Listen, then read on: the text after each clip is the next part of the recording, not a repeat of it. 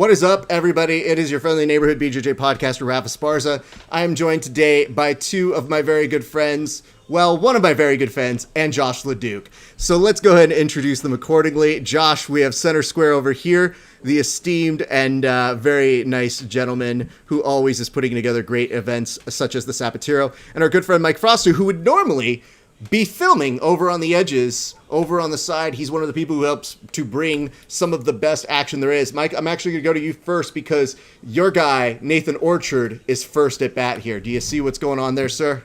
How could you tell that he was my guy? Oh, wow. If there was anything that was giving that away or not. But, yeah, no, I'm excited for this. I'm actually really excited that he was the first one to be going and already on the back. I mean, damn. But I was putting together the brackets actually last night. I got those sent to me, so I was doing the graphics for it, and I actually flipped it when I initially did it. So I was like, man, he's the last match. I got to wait for all of this. Sent it over, and they sent it back, and they said, you actually got to flip that upside down. I was like, oh, cool, we're good. Now, as somebody who trains with him a whole bunch over in, the Seattle and whatnot, has he been going harder on you? And if so, can you show us on the doll where he has hurt you?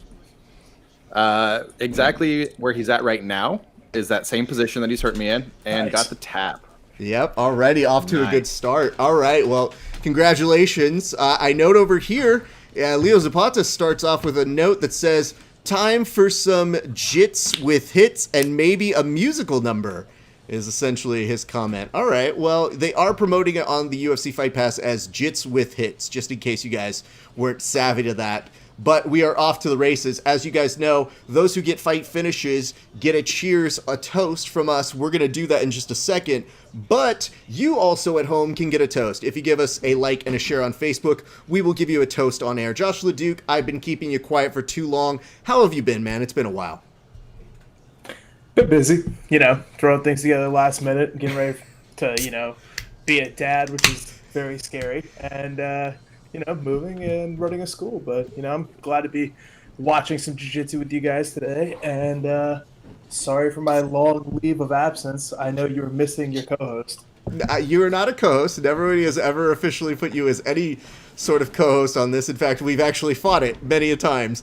I would say it has been a shame that we haven't seen you sooner. However, what is Eddie Bravo doing going into full zombie mode right there, just lying down? He's recreating Tyson Fury coming back, but in reverse. So he went backwards instead of coming up. But it was good.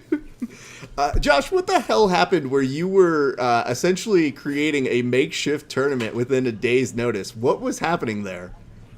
Oh, yeah, I think that was last weekend. Not Jits King, Chick Jitsu, which is a females only event down here in Florida, all of a sudden canceled their tournament on less than 24 hours notice. And one of my students, Danny Harris, she runs Artemis, super fucking annoying. And she's always like on my shit. She comes in, she's like, we got to do something. And I'm like, no, we don't.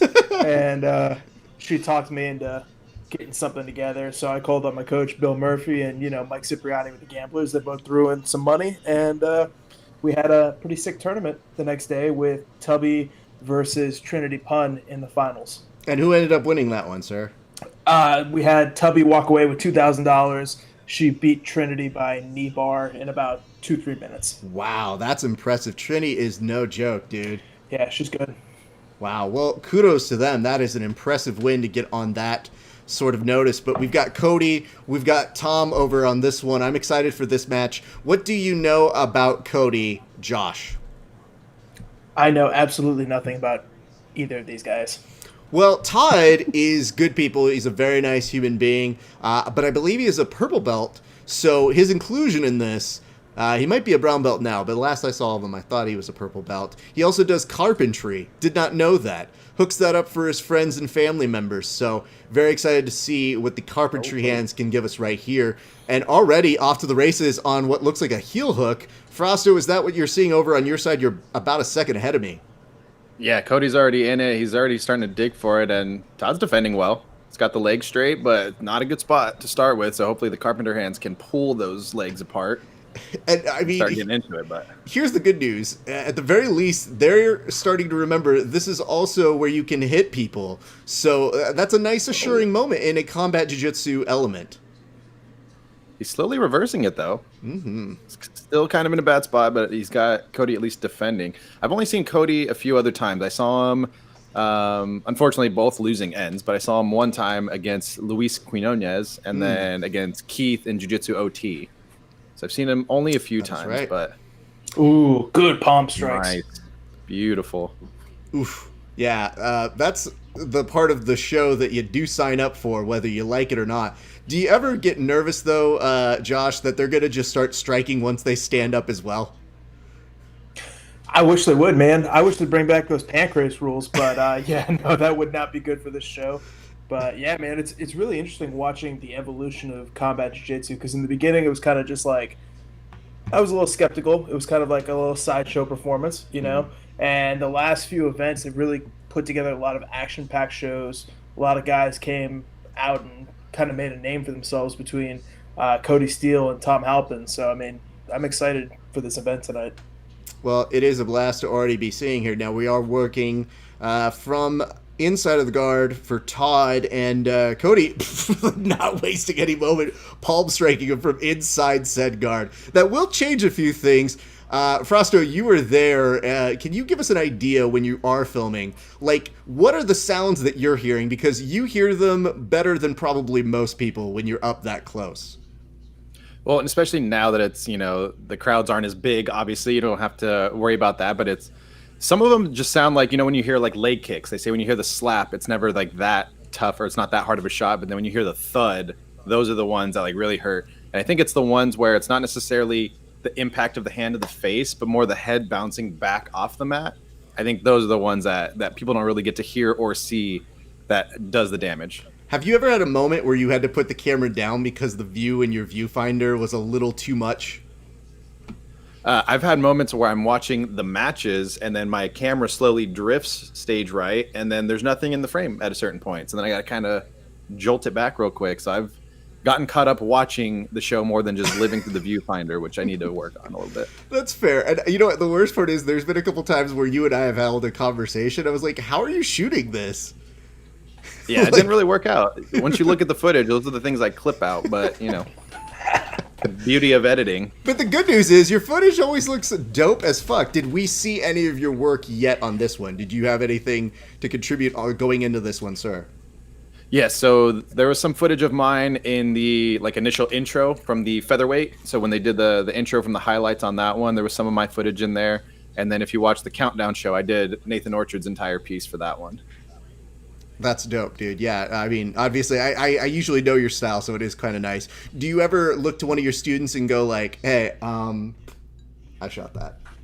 Did you see that shot? Sometimes. Okay. If I did just throw it on the story real quick on the gram, just be like, oh, you guys didn't know that, but it's there. I mean, that's one of the nicer things about combat jiu-jitsu and EBI in general. Like, Eddie's very a huge proponent of, hey, if you guys get this, share it everywhere you guys want. So that's always very nice to those of us who are content creators who do want to bring up the dope finishes, but then don't want to get stricken down with, say, flow things. I won't mention if it is a specific place, but I'm just saying, don't be a dick about it, Flo. You got to let us do our thing. And that's the thing, is that either way it promotes at the end of the day. It gets views. It gets views for them and you, so why not? Todd is at least trying every bit of attack that he can, even within terrible spots. He's doing that toe hold that you go, there's not much here, but god damn it, I'm going to give it everything I've got. Go ahead, Josh.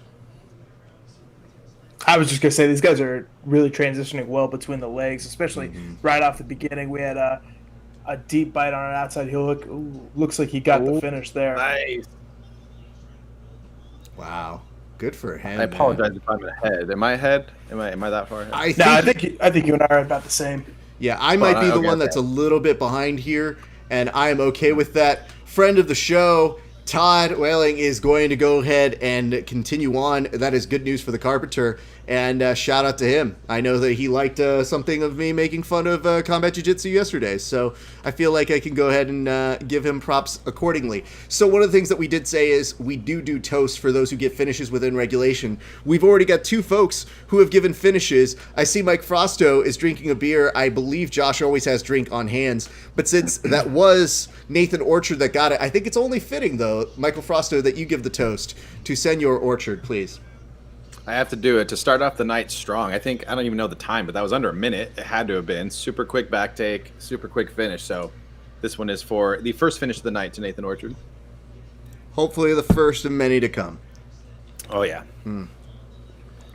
So, Josh, who do you pick in the finals? Who do you have getting to the finals, in your opinion? I'm going to have to say Jordan Hawley on the right side and probably Nathan Orchard on the left side. So we're probably going to see a rematch from Shugio, which is going to be pretty exciting because I'm pretty good friends with Jordan, and I've known Nathan for a long time. He's been on my shows before, and Jordan wants to get that one back. He thinks he's tapped a little early to that heel hook from Shugio, and Orchard's always one of my favorites, so it'll be cool to see those guys go at it again.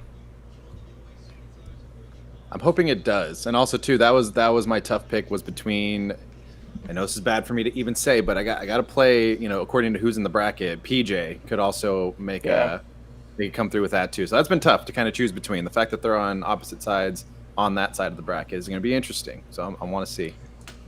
Yeah, I love PJ, and I mean he's got a real good shot at winning this. But I say this with a lot of love because he's one of my favorite guys. But he hasn't looked the same since he came back from that knee injury. So if Orchard goes in there hard, attacking the legs, it could be not a great time for PJ. But who knows? He might come out all silky smooth like the Butter Panther he is.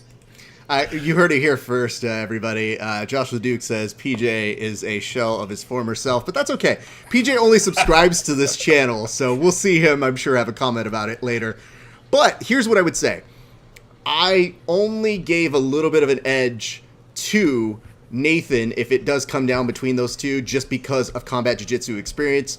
You've seen Nathan have a little bit more time in this format, even though PJ is a beast. So it's really going to come down to how much can PJ implement his great passing and attacks, and how much savagery are we going to see out of Nate Orchard tonight? Because when Nate is on, it is very difficult to stop, and he doesn't care if it's team or not. He is coming here to win tonight.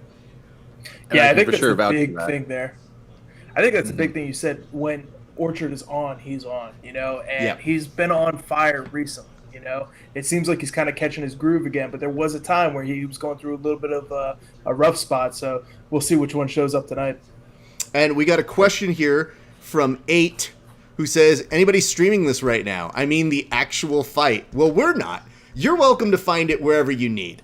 I worked too hard for this channel to lose it because of that. Eddie is very generous with his clips, but not with this one. And you just mentioned we were at a toehold here is what I'm hearing? Yeah, Woo! It was, and now we got this Gracie Baja guy on the inside heel hook. Good transition work, though. Go ahead. 8, we're not going to do the work for you. Just do a fucking Facebook search, man. That's how I watched that Roy Jones fight. Like, none of us paid $49 for yesterday's fight. Let's be very clear about that. Or support UFC Fight Pass, because that also helps us throwing this event as well. It's fucking $10 a month, dude. All right, leave him alone. Hey, he's got a good sense of humor. He's not a full troll. He said, haha, okay, thanks. You know what? Once he understands we're on his side, we're not going to do the work, I think we can all get along here. But if they continue to troll us, then we fuck them up in the comment section. But I like he just said, haha, nope. So, listen, guys. Again, we're sympathetic to your needs, but Fight Pass, we definitely want to support them. And he just said, wash hands. I don't really know if this is a great time for a COVID promo, but sure, okay, that's a very important thing to say. Get yourselves clean here, kids. All of my equipment is sanitized at all times. Thank you. Laptop, camera, mic. I sanitized my beer before this. I mean, you can't, Playing it safe. Florida, we pretty much do whatever the hell we want. Yeah, I was about to say, it's the Wild West out that way. And listen, there's alcohol in the sanitizer, so we might be cheersing with that a little bit later. There you go. So I don't know much about this guy. I believe his name's Paolo, the one going against Kim Terra, and he was sort of last minute. I think he got thrown on literally last night or sometime during yesterday, and I forget who he's replacing. So I'm not exactly sure his background, but he's doing really well against him right now in the leg battle. Mm-hmm. Anytime I see a Gracie Baja guy playing legs, I kind of cringe. But then again, it's Kim Terra, so it's not like he's a fucking leg locking monster. But he does have some good Tony Montana control here. Absolutely. And listen, just to clarify, 8 apparently thought he was clapping hands. That's what I meant. Okay, no, again, we're fine with you, kid. You can go your own way. We're not going to make fun of you anymore. We're good. But thank you very much for tuning in. Keep clapping your hands before we start clapping your cheeks. No. Don't make it weird.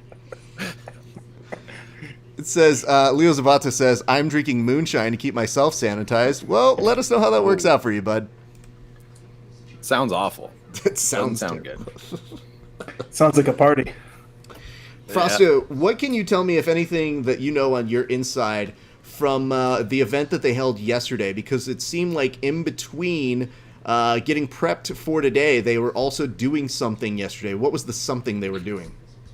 So I know what it was for, but I don't know the specifics of what they were trying to get out of it. But it was essentially a qualifier for the next event in December, which is going to be the female flyweights. But I don't know if it was just for a single slot, if it was, if they're just trying to fill a couple different spots, or maybe even like some special matches. But it is going to be for the event next month, which is going to be December 20th.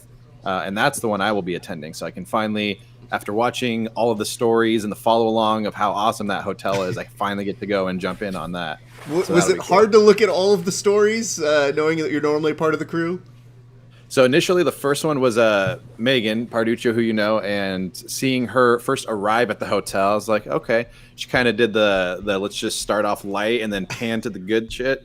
So she definitely did that. And then once we got over to the nice waterfall and the ponds that are right next to the walkway, I'm like, okay, well, I think I told you I had friends flying in for Thanksgiving. I'm like, y'all could have done fine without me, I think. But I stayed and committed to the crew. So you know what? I think that your friends should really understand the sacrifice that you made for them. Oh, I showed them. I was like, guys, I could be here right now. I played it all, the entire story beginning to end. So I think my wife should really understand this fucking sacrifice I'm making. I could be over there on a beach in Mexico instead. I'm dealing with her snoring because she's fucking 9 months pregnant. Well, okay. Everybody's making choices here on this show that could be incriminating for later parts. But I would say, Frosto, you're a good friend. I think it's really nice that you did that. Josh, I'm going to take a moment to ask what you're drinking. I see the giant Coca-Cola branding. They're not a sponsor, but what's inside of that cup, sir? Water. Boring. What the fuck? I know. I might actually switch to some. Dude, Hold on. Did Jake Watson come on this show right now? I know. Dude, I've been cleaning my life up, man. In the past 5 weeks, I've had a bottle of wine and like 3 beers. All right? Like, that's pretty impressive for me. Yeah, no shit. You sound like you're basically a housewife now at this point. Yeah, dude. I'm fucking down 20 pounds. I'm working out. I'm like taking care of myself. That's so good for you. I didn't even notice because I just didn't. But hey, that's awesome, bud. I got the fluffy beard right now. It doesn't make me look skinny, but Hey, you know what, I'll send you some pictures later, Raph, just for your eyes. Okay? You know what? I don't want to see any part of those. I know now to just ignore everything you sent me for the next few minutes. Now, it appears we got to finish in the time that we've been talking. So, Frosto, what did you see in the finish there? It looked like a toe hold. So that same position they kept getting into repeatedly where they both kind of could go for something. Paolo was defending. He had his legs triangled a little bit, but yeah, he didn't try and scoot out a little bit. It looks like he kind of, once he got a hold of that grip, he just kind of accepted the position, it seems like. Josh, I'm going to have you take the one that just happened with Kim Terra for his cheers. I'm going to retroactively do Todd's in just a second, but this one's for you, sir. I'm going to go ahead and take Todd's because I'm not a big fan of Kim Terra. Oh, wow. So, okay. Todd the Carpenter. You know who else was a carpenter? Jesus. So, you're in good company. Cheers. Now, it's not his actual nickname, is it? No, he might just be a woodworker, but I just always figure carpentry just figures everything. But, Can hey, we listen. change it to that? The woodworker? Hey, like listen. that. Do you like the woodworker as a nickname there? Solid. Never been done. Been done. That's fair. And you know what? Let's give some credit. Cotton. let's give some credit to the left side so far. We've had 3 finishes, which means we also want to give some credit to Kim Terra real quick. Hey, Kim, I know you're probably not watching this. I know that for whatever reason, somebody else on this panel didn't want to do a toast to you. I won't name names, but hey, that's not our business. We just want to say congratulations on finishing that toe hold. We look forward to seeing what else happens to you in the tournament. Cheers to you. Nope, no cheers from anybody else? Okay. Yep. What else happens to you? You mean when he runs into one of the 10th Planet guys that breaks him off? God damn, dude. I like that you make everything that's quasi-friendly into confrontational for that man. You know, to be fair, it's more his brother that I don't like. But, That's, you know. I get that. What's up? I got a question with PJ's nickname, Butter Panther. I get it. I understand why. You know, it's the smoothness. Aren't panthers innately smooth as it is? Can't it just be panther? Ooh. But I think this one's more like you're trying to grab it and just like, it kind of gets out. Okay, all right. So, I mean, his rash card's dope. I love that. Absolutely. No disagreements here. I think I tried to get the answer out of him in an interview once, and PJ is not like short-winded. He doesn't really like cut me off on questions or do any of that shit, but he does kind of play it cool where he go, "Hey PJ, how'd you get that nickname? Let's talk about it." He just goes, "Once you know, man." I was like, did I just start interviewing Matthew McConaughey? Like, what the fuck is going on, PJ? Just tell me how the fuck you got the name. And he's just like, "You just know, man." And I go, what the fuck does that mean? That's not a real answer, PJ. Means, hey, brother, I'm just smooth. I wanted to start calling him the Matthew McConaughey of Jiu Jitsu, but I was like, I don't know if this will catch on yet, but we'll work on it. We could try. What do you see? Just call him the Marble Man. Dude, Smooth. The good news about that is, I think once Keith Krikorian very aptly said on the premiere of Grappling Hour, is PJ dipping in his interview? And I believe he was. Oh, nice. I could see that. Yeah, that's very nice. I hear right now, we've got a few notes. Matt just said, Josh LeDuc is the man. So apparently he must not know you very well. Kevin DeVries That I am. comes in and says, at least pop a bush for Bobby. We'll see what That's we a can good do. point. Fuck. You guys are going to try to make me... Dude, you're going to make me gain the 20 pounds I lost in one night. Oh, we've got a back control over here. What are you seeing, Froster? Walk us through it. So that's super deep. So he's just got on the back. He's got a body triangle. He has his grip in. I forget our other boy's name, but he's defending well. He's got a hand on the wrist, so he's got it locked, but he's not getting too much of a squeeze on it until the tap. Oof. Well, good for him, man. That looks like already short work thus far in. That was clean. Oof. The Butter Panther. I mean, yeah, not making excuses for anyone, but this dude, I apologize for forgetting his name. He was also a last-minute replacement and fill-in. Came in, I think, same yesterday as well.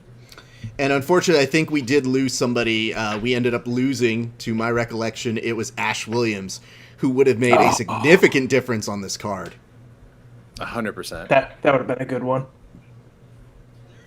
But, you know, I mean, Ash was telling me at the very beginning when I interviewed him about a month ago for his performance over at Polaris, he's like, yeah, I'll be on EBI or Combat Jiu-Jitsu, all things considered. I was like, bro, I don't think you're coming. Like, I'm already prepared for it, man.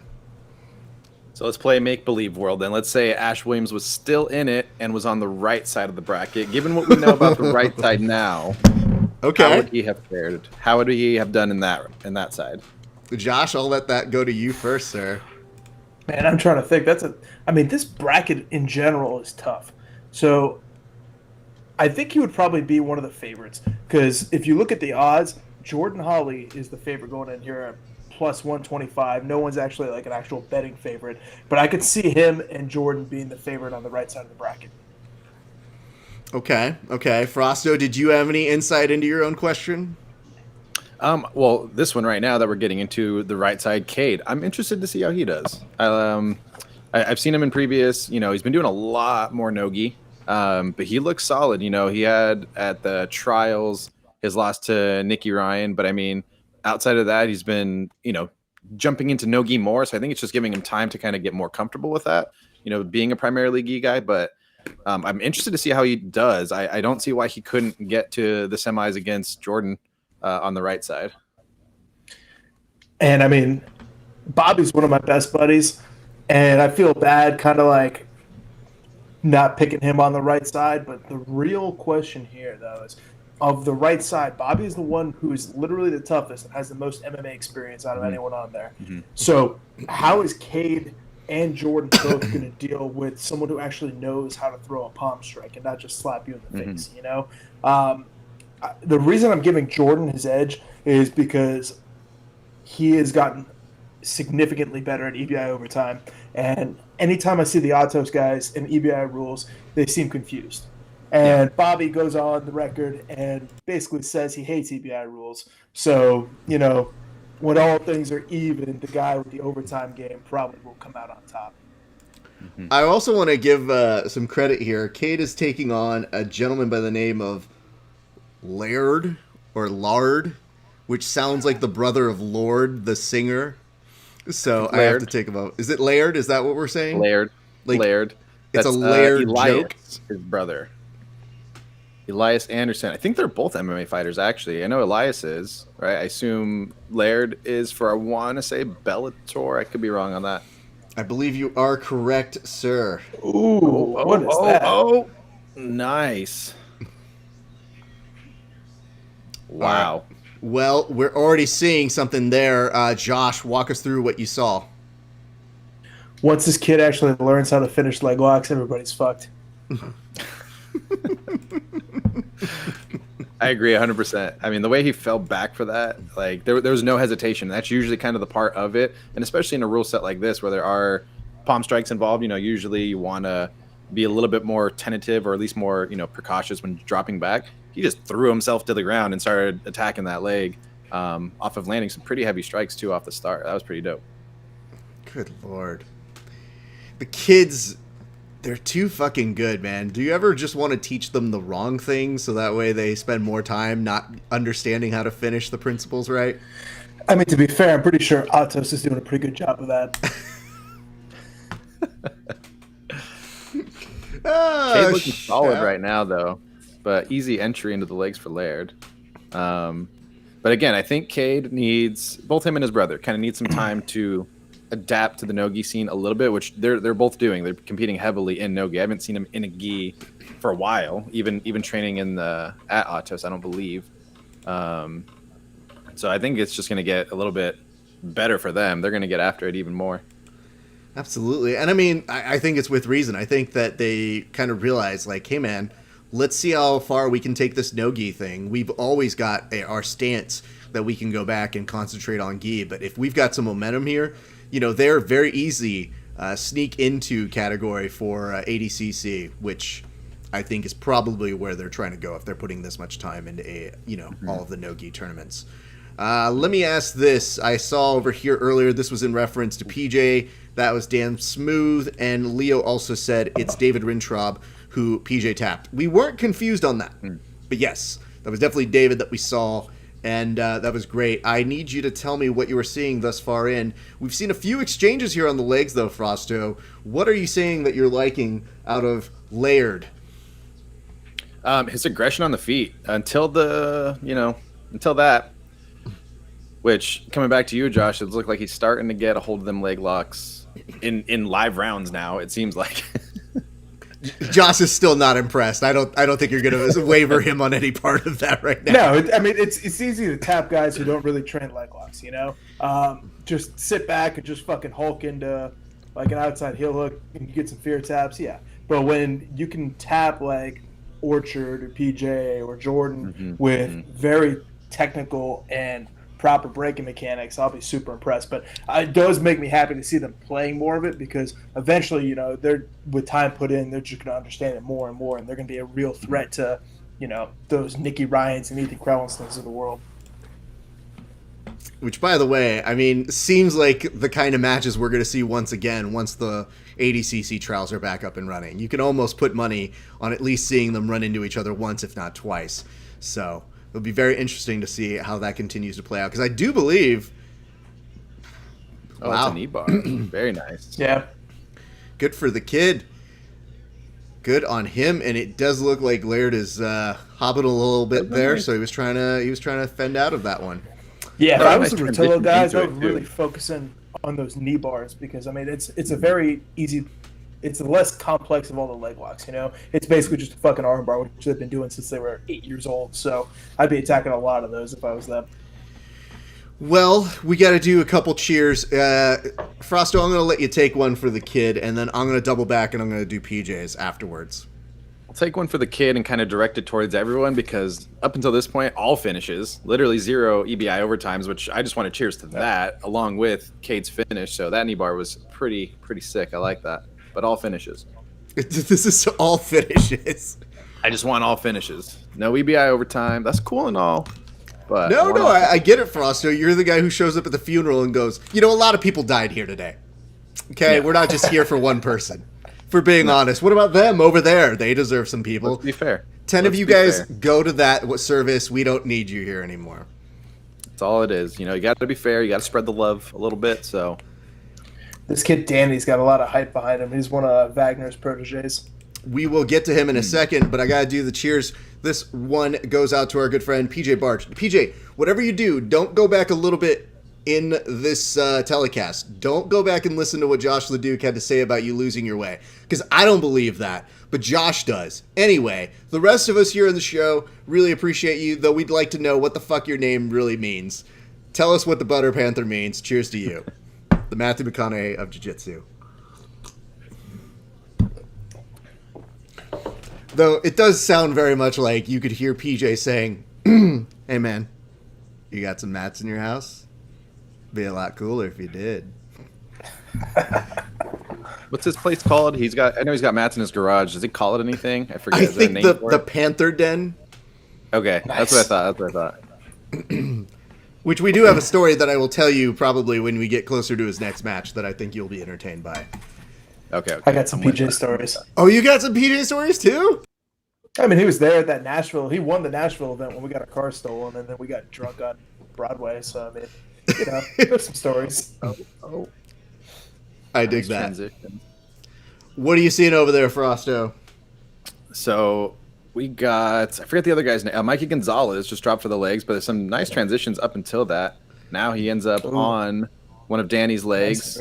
Nice transitions. Danny's defending well. He's not completely out of it. He's still in it. He's got up to his feet. He's on his base, which is good. But man, he's relentless on that leg. Oh, that looks tight. So correct me if I'm wrong. Is this Mikey Rolls, Frosto? I believe so. Mikey Gonzalez. Mikey Rolls. Yeah, if this is Mikey Rolls, I believe it's the same individual who's recently on the Dana White Contender Series, then went to go compete at, I think, the Sin City Submission Series card. So this dude is competing a ton, and I love the fact that he was competing literally days after being on Dana White's Contender Series. So very admirable, very dope of him. Man, Mikey is relentless on this one leg. I mean, transitioning... Danny's defending really well, and he has an answer for all those defenses. I think he's trying to switch to potentially the other leg, but he stays on that one. And you might be mentioning here, I think a little bit earlier, just the protege-ness of being in the Wagner Hocha camp there. So you said he's got some hype on him, and what have you seen out in the Florida region? Has he been competing or not? Have you had a lot of eyes on him there, Josh? Yeah, Wagner's been trying to get him on a lot of shows. He was trying to get him on some of mine. He's 8-0 as an amateur, 2-0 as a pro. I believe he's a brown belt, and he's one of Wagner's main training partners. He's been fighting for Combat Night, which is the big promotion down here. Nice. So he's got a lot of hype. The kid's pretty good, and he survived those early leg entanglements, which is big because if there's one kind of knock on the whole fight sport squad, it's their leg lock defense. So... big win there.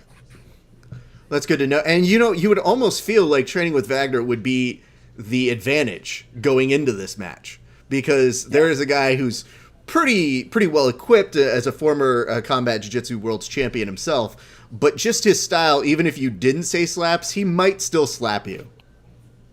Yeah, pretty much. I've heard training with him is exactly like you would think. I think one time Wagner, after I interviewed him, was like telling me, he's like, dude, why wouldn't you want to train with me? And I was like, your resume? I don't know. Convince me the opposite. Why would I want to train with you? He was like, Raph, I'd be great to you. And I was like, I don't believe you, and I'm not willing to find out. Dude, he's got some big ass hands, man. Like I would not want to get hit with those. It's always in that guise of when they tell me stuff like that, I go, I think you're trying to trick me to come to train with you. And I don't think I'm going to fall for it. So, no thank you, sir. And it's a trap, dude. I feel like to a degree, Nate is kind of like that. to a degree. He can be nice, but also for the most part, it's like more of casualness until he sees what he wants, and then it's like just lunging on it. But you asked earlier if he went harder on me. Absolutely. But he always goes hard no matter what, no matter who he's going with. But I felt this, like as soon as he got announced to be on this or like asked to come on this, those following weeks were more towards like the submission side. Like every opportunity there was to grab something, which he already actually, does naturally. But there's occasionally where he'll kind of play positionally with me. But on that one, it was everything he could grab, he grabbed, and there was a lot of pressure on it. And I noticed a difference. But you were getting slapped here, right? No. Okay. I don't think he's too heavy on it until he's, in like a clean position, which is what you want to see. You don't want to see somebody striking out of position just to throw a strike. Like he's actually really smart. He fought, I think, 25 MMA fights, which I don't think it gets talked about enough. So I think he does have a pretty good understanding of when to engage and what not to, and kind of separate the grappling and striking, which is dope. I just love the fact that, you make your way out there, you start training with him, and they had talked about him being on that tournament. And I remember looking at you and being like, well, all right, well, have fun with that, man. Yeah, that was not fun. But also, too, it's exciting to see him at lightweight, because the last time he did welterweight, I even asked him about that, and he said it's a big difference, especially getting against Cody in the finals, who is a monster, super explosive as well as technical. So I think someone a little bit more around Nate's size is kind of screwed, to be honest. Yeah. And I mean, of course, even when you see Cody now and all of him and the BFF squad basically lifting every other day and then remembering, should we do jiu-jitsu today? Oh, we lifted so hard we forgot to jiu-jitsu, everybody. We should go back. This is some Wagner shit right here. Yeah. Oh, man. I figured as soon as it was on the back, man, as soon as you get on the back, anyone from Wagner school, it's like, it's going to be a rough day. Still, all finishes, 100% success rate. I'm loving it. Yeah. Well, I think you should lead the charge on this one, Josh. Would you be willing to take this cheer, sir? Yeah, man. All right. I'm sad we didn't get to see a Python grip, the muffler, but great back control, great finish. On to the next round. Cheers. I'm pretty sure. It's my new thing. Yeah? Is that your jam right now? Yeah, my students are kind of fucked because I got massive hands, and when I get to your back, I just throw that body triangle on here. And when I do my smother, I get this index finger like right under the nostrils, and then I pinch down with the pinky. But the key detail here is you got to make a little bit of a cup in your hand, right? You need that little bit of space, so that way it's like a vacuum. When they suck, there's a little bit of something to pull it in, and they're just like, they think they have some air, so they keep trying to breathe. And my students are hating it right now. I mean, I would hate it too, so I'm not really, against your students on this one. This is one of the ones that you reveal on here, and I send to the jiu-jitsu authorities. Yes, the bad man admitted to it on this tape. Here, take this. Take it. The worst part is when I'm done, I go up to each one of them and I put it on my story, and I'm like, smothered. Oh, you do that. I didn't know if that was like a one-day occurrence, but yeah, you're right. You do put that up on a regular occasion. God damn it, Josh. That really brings into context what the fuck I see on your fucking stories. Yeah. Frosto, I need to ask, what are you drinking here tonight? So I got, honestly, some leftovers. Like I said, I had some friends over for Thanksgiving, so I have a Deschutes IPA. Let's get a little focus rack on that one. Gross. I think we've talked about this one before, haven't we, or no? We have. I'm mad at the fact that you have a camera that rack focuses. Yeah, dude, your camera's amazing. My bad. What are you using? My bad. It's a Sony A7 III, but I got rid of the Sony lens that I had. So, fun fact, Raph, from every time I've started shooting, I've only ever used a lens that had an f4, like f-stop, and I've gotten through the past 6 years with that, and I finally got a job where I had to shoot an interview, and I lined it up perfectly. I got some depth. I got that background. They were like, can you do it a little better? Like, can you get me some more depth? I'm like, oh, damn. I was like, I think it's time to get rid of this lens. Like, I thought it looked good, but apparently I was, I had a creative director with me kind of working, and he was like, I need a little more blown out from the back. I'm like, I think we need a new lens for that one. I don't think I can pull that off with this guy. So I got a Sigma 24-105 2.8 now to kind of swap it out. So that's what this is, and she's nice. I like her. Oh, Jesus, this poor Gracie Baja kid. We'll come back to Thomas Fisher in a second. I just want to make sure that we give due props. The camera, it worked off. I would also love to be the creative director right next to you, knowing very little and going, I'm going to need a little fluffier here. Can we get this rack focus in? I want it better. Make it better. Meanwhile, Frosto's sitting there going, I thought this was okay enough. Fine, you forced me to go get something better now. It looked good, but to be fair, I'm actually really. Oh, hold on. I gotta address Bobby right now. About to finish this. Okay. This is over. Deep heel hook. That's in. That's rough. Even if he's rolling out, he's got the grip already. He's on the heel. Oh, he's transitioning well. Still on it though. Oh, just got the knee line out. Just slipped it out. Man, barely. The scariest thing about Bobby is not the leg locks, it's the shoulder pressure. He gets on top of you and he puts his boulder right on your neck. And Boogie said it almost put him to sleep. I've rolled with Bobby before, and he's almost put me to sleep just with shoulder pressure. It's fucking crazy. Bobby doesn't look like a lightweight at all. No, dude, he's made 145 when he was fighting MMA too. Jesus, he's big. Oh, he's a big boy. This game. Ooh. On the back.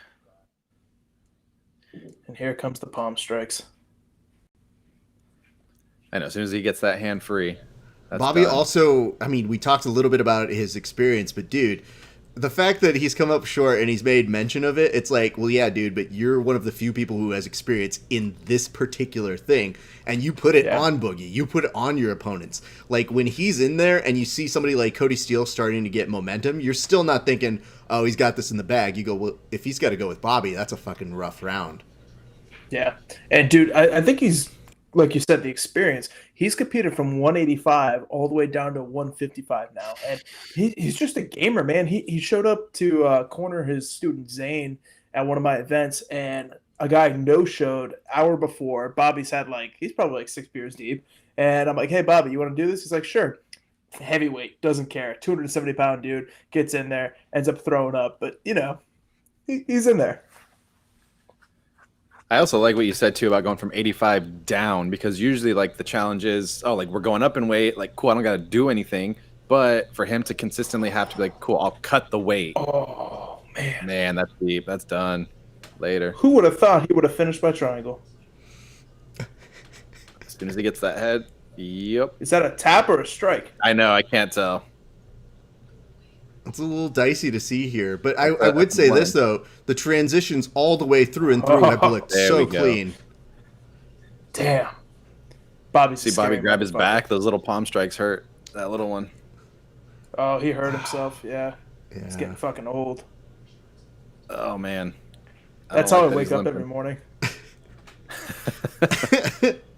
I just like the idea that, the most damage Bobby took in this is from himself. Finishing the triangle, getting that angle. But, that was a nice transition. It's just Bobby being like, yo, dude, I hate that motherfucker me that put me through all of this pain. Fuck you, me. The worst part is he's going to make a post after. He's like, God damn it, me, my fucking old-ass body. Oh, well, might as well drown it with some Coronas. Yeah. Well, can't argue with that. Having said that, I believe the toasting responsibilities are going to fall to Josh on this one to keep it running through. Josh, what do you have to say for us here, sir? Bobby, you're my fucking favorite white trash dude. Don't roofie me next time I see you. Here's to you. Has he done it before? That's never happened before. We'll talk about that later. I don't know if I want to cheers him if he's done it before, so I kind of need an answer. No, more he's of a not semifinal. Okay, good. He's received it before. That doesn't make me feel better. Holy shit. Sometimes y'all kids from the South don't know how to fucking drink. You're like, who says in there, you know what we need to do? Roofie colada? That's what we need right now. Bobby likes to Not party. me. He likes to party. Oh yeah, fucking love Bobby. Good for him. And Bobby, we apologize that we didn't have a cheaper beer on hand, but I will tell you the beer that I do have should get some acknowledgement from you. This is Viva Lucha Libre. It is a Mexican Jaeger, and it actually says here, this is part of the reason why I brought it here tonight, it says, live for the fight, die for the fight. And I think that's pretty appropriate for you, because we saw you live and then kind of die toward the end. So, look at that. Perfect. That's legit. I like that label. That's sick. Dude, sometimes I don't like being this person, but every once in a while I'll see a label and I'll be like, I wasn't interested in you, but now I'm going to drink you. That's funny. That's a good one. But dude, the I think detail Bobby is so Emmons good. is the only man to get 2 submissions in one match in combat jiu-jitsu history. That might be true. I might have to go back to the Chronicles to go ahead and double check that one. Well, we are cruising through this one. Not a dropped moment thus far in. So with Bobby, All that's going to subs. take us to Jordan and Samsung. I don't have a phone in this. But anyway, Samsung is coming in next to take on Jordan Hawley, and that is going to be a very tough pull for that young man. Yeah, I don't know who the hell this guy is, but he's about to get fed Jordan. Well, I think the photo that they captured of him is like they just told him about Jordan Holy. So if you look at the photo of him in the graphic there, it's definitely him being like, what? Frosto, you have to put those things together. Is there ever a photo that you saw that you said, hey, could somebody send them another note that says, I'd like another photo, please? I wish. We've done that a couple times. What ends up happening, for whatever reason, the second photo is always worse. I don't know how, but at a certain point, it's just like, okay, let's just get it done. We try and manipulate it as much as we can. I think what bothers me the most is not necessarily the quality of picture, but just like sometimes, people are doing it in the gym in like dim lighting. Some people are outside, some people are in their rooms, people are like everywhere. So they don't always all look the same. And I just want that uniformity of having them, at least look like they belong on that same flyer together. But you do the best you can. And at the end of the day, no one's looking at like little contrast things. They're just like, who's matched up with who? And I realize that. And it's like, okay, that's all they care about. Everything else is good. It is hard to tell a perfectionist, like, hey, Frosto, what you do, nobody cares. We just want to see the bracket, bro.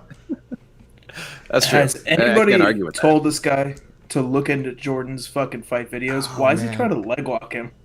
I mean, Yeah, it's kind of silly. live by the sword, die by the sword.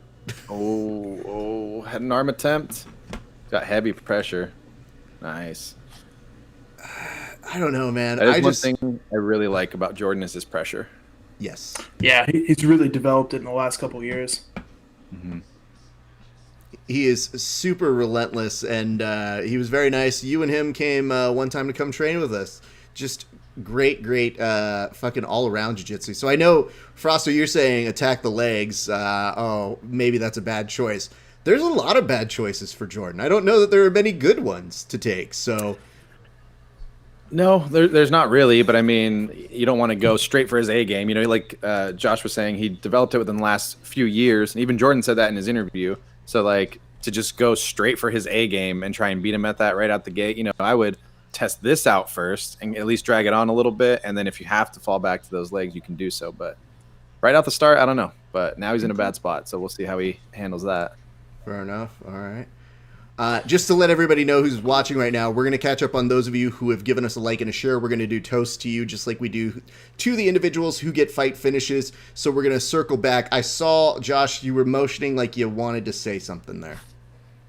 Yeah, I mean, the only negative criticism I would have for Jordan is over the past few years, as he's developed his pressure, you don't see as much of those flying scissor takedowns, those quick, like in the beginning, he was just like, fuck it, I'm going to go rip your leg off. Now he's very methodical. Every once in a while, I'd like to see him bring back, especially against this guy where we know he's going to beat this guy. Like first couple rounds of EBI, go ahead and out there and like throw some flying scissors. Go after these guys a little bit.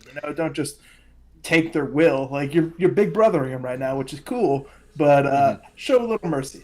Well, you're also kind of bringing up a good point, which is why not get your highlight reel finish if you think that you're going to outclass the guy? Like, that's the shit that gets you invited back. That's the shit that makes Frosto look at me and go, got that one. And I go, oh, fuck. Yeah, I want to see that whenever you get that. I think what I do like about his approach for this even though, you know, he knows he's going to beat him, it's just like you want to be able to get that mat time too before you go into the next round. Like you want to get a better sweat. If you finish it quick, you're still not warmed up, and now you're getting into the harder matchups. So you got to get that first win, get a little bit of breath going, and like, cool, now we can move forward and start attacking. And he does get the tap right there, so that is quite nice to see. All right. Hey, Raph, can I take this one? Yeah, why not? Jordan, before you do, though, his rash guard. That rash guard's legit. Holy Grail with the Nawaza. That's a throwback. That's a good one. Jordan, here's to you. The only person happier than me to not see Keith in here is probably you. Cheers. I'll drink. This is a good beer. Jordan, I didn't say that. You can review the tape. That is clearly send all hate mail to Star-Lord BJJ. The meanest thing I've ever said to Jordan was after my last event, I see him and Keith and all the 10 Planet guys going out for pizza, and we all get in the elevator together, and I look at him, I'm like, hey, dude, you looked really good tonight, but always the bridesmaid, huh? And oh, man. I mean, listen, these are the people who are allegedly your friends, or at least were up until 4:01 p.m. Best Coast time. So at the very least, you say it with a little bit of love, though I'm just glad we're not in the gym to see whatever happens after that. So there is that. Oh, yeah, me too. I'm never getting on the mat with Jordan again. That is actually the wisest thing that I think you could say in regards to that. I do want to catch up, like I said, on some cheers. The first person that I saw gives us a share, and who's been quite vocal all the way throughout, is one's Leo Zapata. Leo Zapata, this cheers goes out to you, sir. You're probably the third most notable person with the last name Zapata in all U.S. history. I have not cross-referenced that, but cheers to you anyways. God damn it, Frosto, stop that. I don't know what you're talking about, Ref. It's fucking happened. I was cheersing. Wow, like a normal person. This and enjoying a Deschutes. I just didn't know that you were going to come in here and try and hijack my show. Look at you. I even put you in the host slot because it looks like you probably are hosting this more than me, and I have a goddamn banner behind me. See, I mean, to be fair, I had to clean up my room. I was like, oh, you're going to see all of this. I'm like, all right, let's make the bed. Let's dust this off. Let's clear this up. So, you know, a little bit of prep work. That's fair. You know what? You get that. Before I came on here, I had to start getting some of the tree accessories ready for Kelly because we want to make it seem like there's still a little bit of Christmas spirit in here. Because, listen, kids, if you can't go out and do a ton of things, at least give yourself a winter wonderland inside your fucking house at this point. That's really all we're shooting for at this point. See, you should have just hung a wreath on the banner, like right center stage, and put a little beer as an ornament. That would have been... I could probably just lower it down. Be like, oh, the Christmas spirit is upon us. Because everything here is essentially me doing it myself. So it's never just something where it's like, oh, hey, this will come easy. It's always me going like, and now the Christmas wreath. Just slowly inch it in, you know? I'll hit my fucking head. All right. But it is possible here, so we may have to think about that. That might not be a bad idea, Michael Frosto. Christmas special, you know, especially for the next event. The next event's going to be December 20th, 5 days before Christmas. That's a good idea. Get that holiday set up. I think you should wear a Santa hat. Don't quote me, but... did I do one year ago? It'd be good.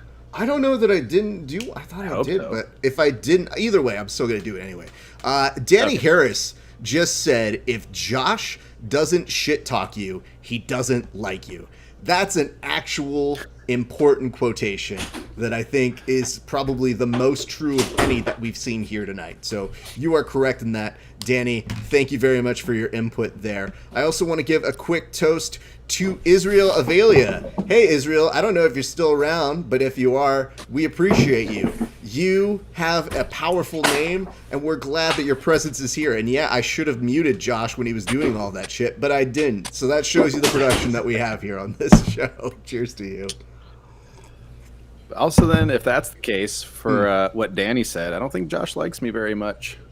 Actually, you guys have gotten along great. This is going far better than I thought it would because I didn't get any time to really get you guys to, you know, kind of chat before we go. I was like, all right, well, all things considered, we got to fucking get on the air already. It is go time. Let's do it. But that's figure the nice it out. part. Maybe the more we start to story tell, he'll start to like want to talk shit. We got to get that story about him and PJ out of him. And he's like, I've got multiple PJ stories. I was like, okay, well, tell us one. Josh, name one of your PJ stories. Go. PJ wouldn't come with us to hunt down the guy that stole our car. He was like, hey, just make sure you get me my money. So I'm like, all right, PJ, that's cool. It's all right. He bought me a nice glass of bourbon while we were going down Broadway after the event. But yeah, PJ's my boy.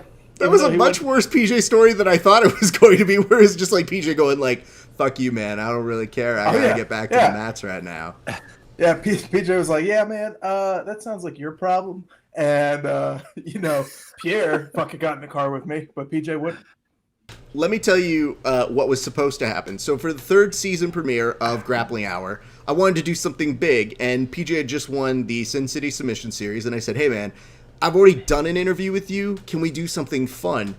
I noticed that he was doing these Butter Panther sessions, where he said if you could come and score a point on him or take him down in ADCC rule set, he would basically give you money. But if you lost, he'd cook you some barbecue, some sort of ribs or a hamburger. And I was like, hold on, let me get this straight. You win, you get money. You lose, you get barbecue. So really, I'm not going to lose because I'm going to lose, but I'm also going to win. So I want to do that. And I told him, I was like, yo, bro, I think it would be hilarious to do that up. And he's like, you want me to put another one of those together? And I was like, sure. He goes, dude, I'm so down. Let's do it. The week of, he gets poisoned. And I see him in the hospital. And he puts up in a very PJ way. Yeah. He just goes, hey, everybody. Thanks for checking in. I'm okay. I just got poisoned. And I was like, seems a little suspicious there, PJ. I'm not saying that you're ducking me, but this is clearly the most anybody has ever gone out of their way to get out of a role with me. And I told him, I was like, you know what, you fucked up? And he goes, what's that? I go, I was going to do a full Rocky-style montage with every different person that I know that helps me in a different way. So, Frosto, I was going to get Gabe to be my strength and conditioning coach, to be like, hey, man, I got a match with PJ. What kind of lifts do I need to do? None. He's going to beat you. Okay. Go over to, like, my boxing coach, and they're going to be like, hey, ref, here's how you hit PJ. And I'm like, no, dude, it's a grappling match. Oh, then you're super fucked, man. So we're going to go out of our way to do this. And PJ goes, hey, man, I didn't say I wouldn't do it. I just said I got poisoned. I was like, likely story, PJ. So actually, what is that story? I think I saw the story of him in the hospital, but I don't actually know what happened. So I asked him about it, and then he just goes, man, I don't really want to get into that. I was like, what do you ever want to talk about then, PJ? You won't tell us where your name comes from. You won't tell us. You just go, I got poisoned. How'd you do it? Long story. I've got time. It's an hour show, PJ. So not too long. Too long. Too long of a story. So anyway. Well, I got a PJ story that's not necessarily about PJ, and I apologize in advance when he sees this. But basically, Gabe, who you just mentioned, him and I went to San Diego, I want to say like maybe 2 years ago, and we had like a 4-day stay out there. And so we were going out there. We had like a place we were going to like stay at that was like right on the beach. It was like through his uncle or something that had it. And so we start mapping out all the gyms in San Diego. We're like, cool, where are we going to go train? We were going to go to Clark Gracie. We're going to hit up Boogie and Geo and like mapping it all out. So we start researching and we see that there's a 10 Planet Spring Valley. We're like, who runs that one? Like, I have no idea. We look it up. We see PJ. And the first thing that came to mind, I was like, who's Peanut Butter and Jelly like running a gym over here? Like, what is this? Like, I'd never heard of PJ at all. That's just how 10P for L I am. But so we started training. We hit up literally every single gym except PJ's. And then like a month later, I see him at EBI against Wagner. Like, I was like, damn, he's a lot better than I thought. Maybe we should have gone there. And we never trained with him. So that was a bummer now looking back. But that's how silly we were, you know. Well, Frosto, what we may need to do is we may need to put you in conjunction to come do the warm-up match so you can tire him for me for the main event. Because I'll tell you this much. I know that I'm really down to do things in the sake of comedy. And I was like, yeah, this is probably going to not be great for me. But if the footage is good, then I'm completely okay with it. I would love barbecue as well. I mean, listen, dude. And then PJ didn't even remember what he was giving people. He was like, I think I barbecue something and then I give it to some. I don't even know, man. Something tells me PJ makes really good barbecue. But this is what he revealed to me, and he was like, dude, I hate to break it to you, but I wasn't going to cook for you. I was going to get a blue belt to do it. And I was like, you think that matters to me? God. It would have been cool if he did it, but yeah. I mean, obviously it would have been cooler if he did it. But I'm like, bro, if you looked at a blue belt and go, cook that man a fucking burger, I'd be like, dope. I don't give a fuck. I still got fed. I think this is going to be a quick one, guys. Yeah, I think so too. You know how I'm going to be a great dad, Raph? You know how I know I'm going to be a great dad? How? I'm using diapers as coasters for my alcohol. Okay, well, that's two problems that you're trying to shoehorn into Dual one, purpose. but good for you. Alcohol got us into this mess. It'll get us out of this mess. That's perfect. All right, so Froster, you're saying this is going to be a quick match. Any particular reason why? I think it's just, I think we all know Nate is good, just innately through watching him compete in previous tournaments and whatnot. But I think he's a lot better than even we think, even knowing how good he is. He is just sharp, man. He is sharp. He is strong. And it Todd's sounds already like in a you bad have a vendetta spot. against the carpenter. Not unless he changes his name to the woodworker. And he's already in an inverted triangle. That's deep. Nate's really good at these. Yeah, and man, Nate just looks super focused here in this tournament here, guys. This is always fun to watch him compete like this. This is pretty much over. So did you guys know Nate was somewhat of a woodworker himself? He actually built houses and roofs for however long before coming out and doing this. And I didn't know that. We were just talking about it through conversation. And again, coming back to that, when I was saying seeing him at welterweight was one thing, seeing him at lightweight is another thing. He, for as skinny and lean as he is extremely strong, like ridiculous. And he does everything with that intention too, which is what I think puts him ahead of it. It's just every little thing he grabs, pulls on is with intentions to hurt. And he's good at it. Yeah, he's got a different level of intensity. I remember the few times I rolled with him. Oh, he's got that. It looked like he tapped too. But the few times I've rolled with him, that intensity was the biggest thing that stood out to me. And the only other guy that I know that has that kind of intensity is Mike Padilla when he's on. And they both have that look in their eyes like that right there when he fucking gets off the stage. He's got that look in his eyes. It's going to be a long night for whoever's in front of him. And what's interesting is how much he carries that even into just training, like even just like a everyday session, he'll pick and choose his battles when he wants to go hard and not. There's days where he just like kind of cruises, but man, when he's on, he is sharp and he is strong and fast. And I feel like that's what's putting him ahead of everyone right now. Froster, when I go visit you, I'm going to need you to have a signal on if he's on a cruising day. And I don't know what the signal needs to be, but you need to be able to be like, make one up. Like that. And I'll go, oh, okay, cruising. He's cruising today. But if he's like in a no-go, I need you to just kind of be like, I'm going to go, oh, okay. If I pull on my lobe, you'll be like, I'm screwed. Like that's done. That's over. Of course, lobes is gonna go with a fucking like my earlobe is the signal, Raph. No way you can misconstrue that one. They don't get much use anymore, so I got to utilize them any way I can. I can't wait to watch PJ beat the fuck out of Kim Terra. Yeah. I mean, listen, dude. The reason why I do love doing these shows is I'm not really here to tell you guys how to think. But when you have a clear stance against somebody, I go, what am I supposed to do? I'm just the host. Yeah. I just brought people on who have strong opinions. Oh, no. Who knew they'd get mad?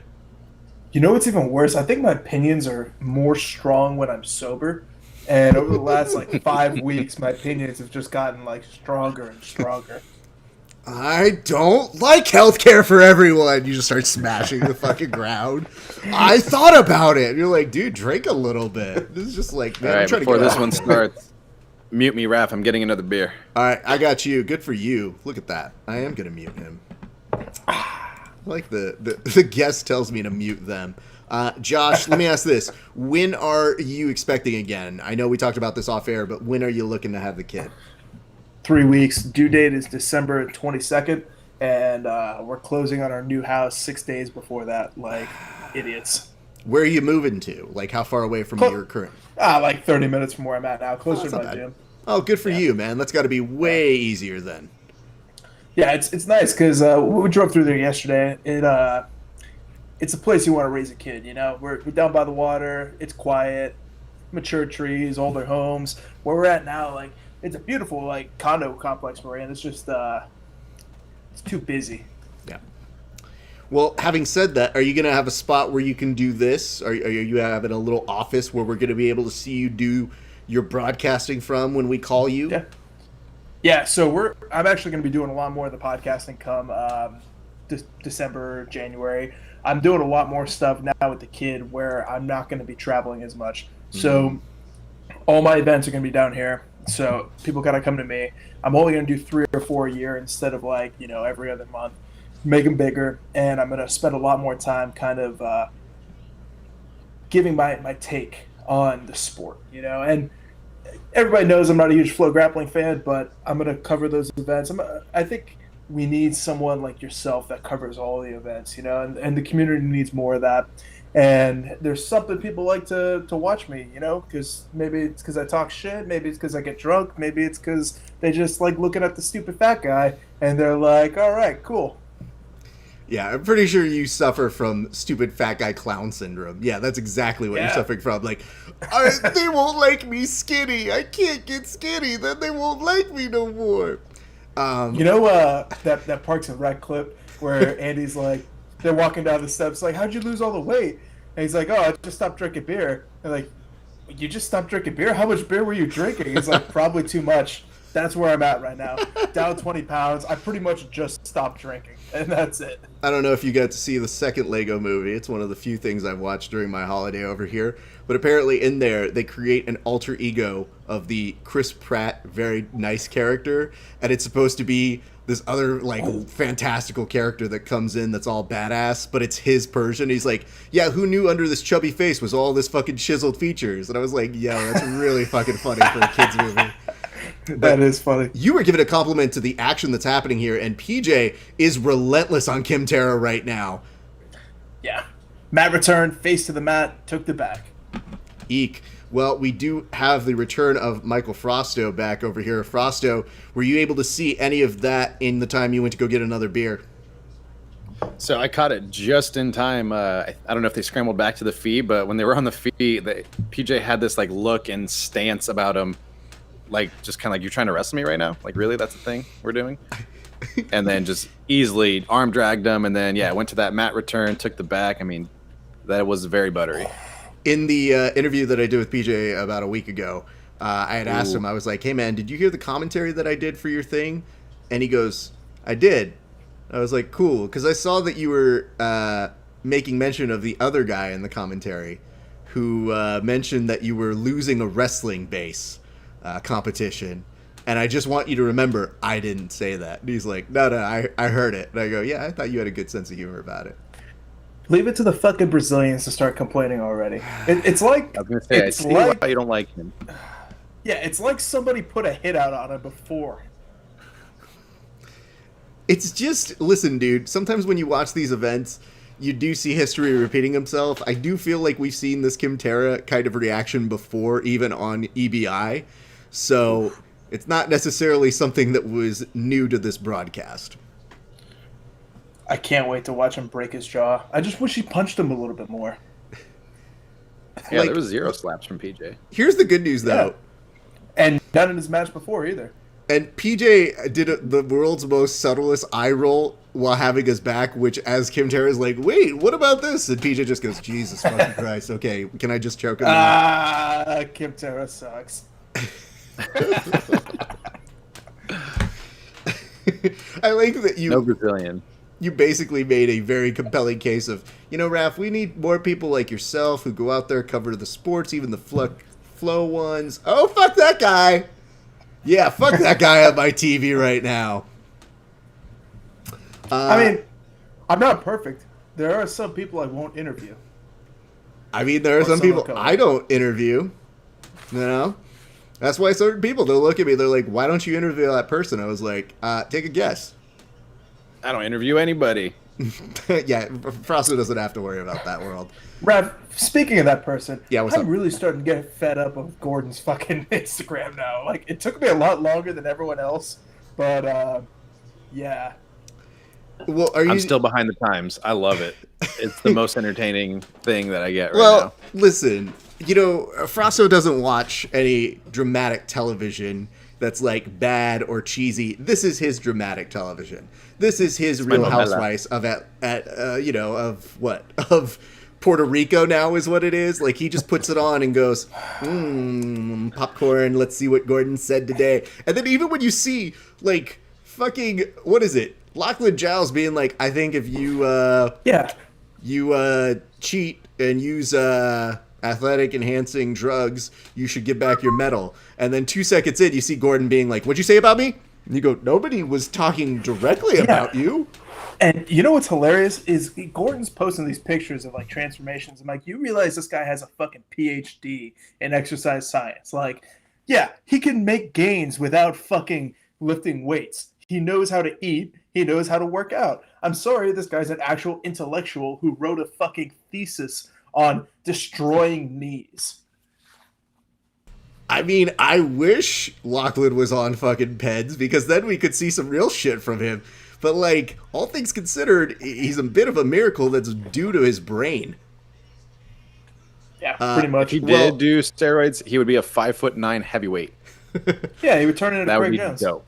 But the only thing that caught me off guard was the fact that Gordon was commenting and saying, well, look at his face. You could see the jaw chisel features have gotten a little bit wider and all this, and you could see him doing this, and I go, bro, ixnay on that, because, like, isn't that, what, you know what I mean? Like, do you want to do side-by-side photos? Because I feel like you're saying something about him that has less to do with, Dude. I'm going to stop here. I still Josh, have the who do you picture got for of him this one? weighing in at 160. I'm going to go ahead and give it to Cade on this one. Ooh, okay. It's going to be a tough one, though. Why do you feel Cade on that one? Just because if Cade comes out with the aggression that he was in the first 10 minutes, I do believe he can catch Danny. If it goes to overtime, Danny's going to win. All right, Frosto, who do you have on this one, sir? I have to go with the same only because, I've recently learned of Danny and he looked good in his first match. What I'm noticing with Cade and even Ty is they still have that young mentality of just like, let's just go for it. Whatever it is. Like if I end up in a bad spot, I'll figure it out. But I think they flow a little bit more naturally and can go through stuff. And he's in on a heel hook right now. And, man. So I like that aspect of them where they could just kind of go wherever, they're not afraid to die for anything. And not afraid to end up in a bad spot. Beautiful. Again, if this guy had good braking mechanics, he would be a fucking terror right now. 100%. Josh, do you have any DVDs that maybe you could watch that would help him at all? Yeah, I mean, I guess you can go to my website and get quantum braking mechanics, but I don't think we need the world to experience Cade Rutillo with quantum braking mechanics. Are you just saying that you hope that he continues to have not perfect technique so that it can be further for your own enjoyment? For the next year or so, and then after that, once he hits like his physical prime, then sure, go destroy everybody. But I don't need to see a 16-year-old tearing grown men's knees because he's got perfect braking mechanics. Is he still 16? I think that they did age a He's little 17. bit. 17. Barely. Okay, Or no, are they 18 whatever. now? I think they might be 18. It's sort of like Either whenever way. I talk about Nicky Ryan, I go, well, he's 14. And it's like, Raph, he's like 20 now. And I go, he's 14, clearly. Speaking of which, did you see Craig's post of him rolling with some child? And he's like, me rolling with Nicky Ryan like 2 weeks Bam, ago. bam. That was the funniest thing. That was I great. love that. I will say, Craig Jones has been the shining light in all of Lachlan Giles versus Gordon Ryan. Because Craig at least knows enough to go, well, I have nothing to do with this, but let's enter myself in it for no reason and make everyone laugh at how stupid this is. Oh, nice hip toss. I don't think Do you think Craig Cade will ever followed change. Gordon? The only one I haven't seen announce if they're going to Puerto Rico is Gary. I don't think he will. Yeah, because he's got the gym, right? He's got a student base. That was the Didn't one he that close was the gym though? Did he? No, he Yeah, just right? reopened No. it, dude. Yeah, he Oh. reopened it in the UFC gym. Got it. So then, yeah, most likely not. But do we think Cade follows Gordon on Instagram? That's a great question. We could probably figure it out. Why are you I wondering don't know that? if I follow Cade on Instagram.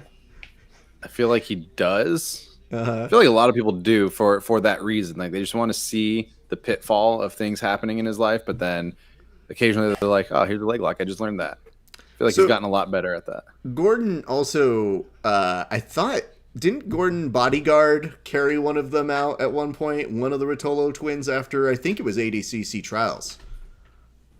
I don't know. I think that I think there was a competition and Gordon went to go help escort them off in a good company. It's one of like, you know, when you do like 100 really shitty and dumb things that you post, for every 100 of those you do one good thing that shows you're not a complete garbage human. So he picked him up and he was like, he even like calls himself out. He goes, see, look, I can actually be a nice person when I need to. And I go, see, that's not what a nice person does, but okay. Like, just imagine every time you opened a door for somebody, you Instagrammed it and you're like, see, I actually held the door open for this old lady who's a fucking bitch, but that's not the point. It's not the point, but it is the point. Cade looking good right now, man. He's looking really sharp. I'm interested to see him looking good. And Holly. Yeah, me too. So walk me through what you are liking about Cade. What exactly is making him look so solid here, Frosto? Like I said, the initial, like the way they're able to just transition, like they kind of, if he sees a position, he goes for it, whether he gets it or not, you know, he decides in the moment, cool, do I want to stick with it? Do I want to bounce? But again, for them being young and still like, as Josh was saying, like developing into their athletic and physical prime, dude, they got great pressure. And like Cade just moved into mount right now, is keeping heavy pressure on Danny the entire way through. His passing is sharp. And I think, you know me, Raph, like I'm a bigger fan of someone who could pass versus submit, as ridiculous as that sounds. But I love good guard passing because it is challenging. Well, you also love the control that it brings. So it's not just like the mechanics of, oh, hey, I can pass you. It's the amount that you can subdue somebody, which then will lead to a submission.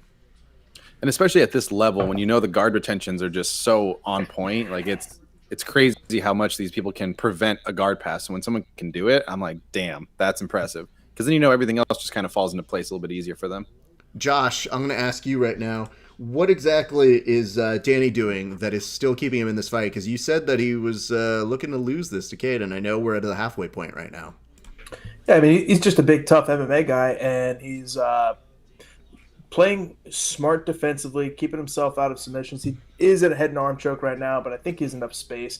The point I was going to make was, man, I don't know how hard Cade hits. Like, if I was Danny, I would just sit there and let him punch me in the face till he tires himself out. Because, I mean, he's a fucking 16-year-old kid, you know? But this head and arm shit is not where you want to be. No, that's a much worse option. I was going to say something perhaps a little less direct on that one and a little bit more in the analogy I was seeing, which I was like, yo, this dude straight out turned it into like a high school, junior high, like just get on top and slap you kind of fight that you would see outside behind the PE building. Because I was like, yo, bro, I don't know how many of those are landing, and I think he could probably eat about 90% of those.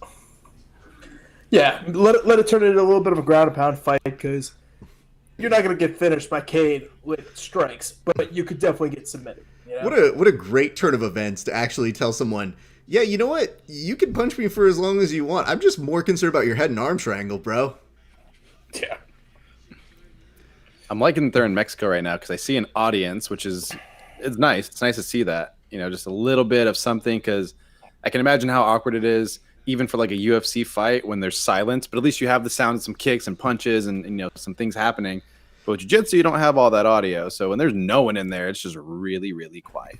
Well, Vince Pichel comes on the show, tells us the reason he got his last win was because he could hear the other corner.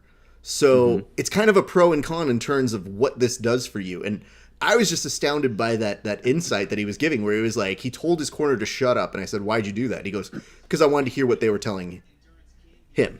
And when I could hear what they were telling him, I said, oh, now I know how to beat him. And I said, that's fascinating. You wouldn't have that in a normal situation.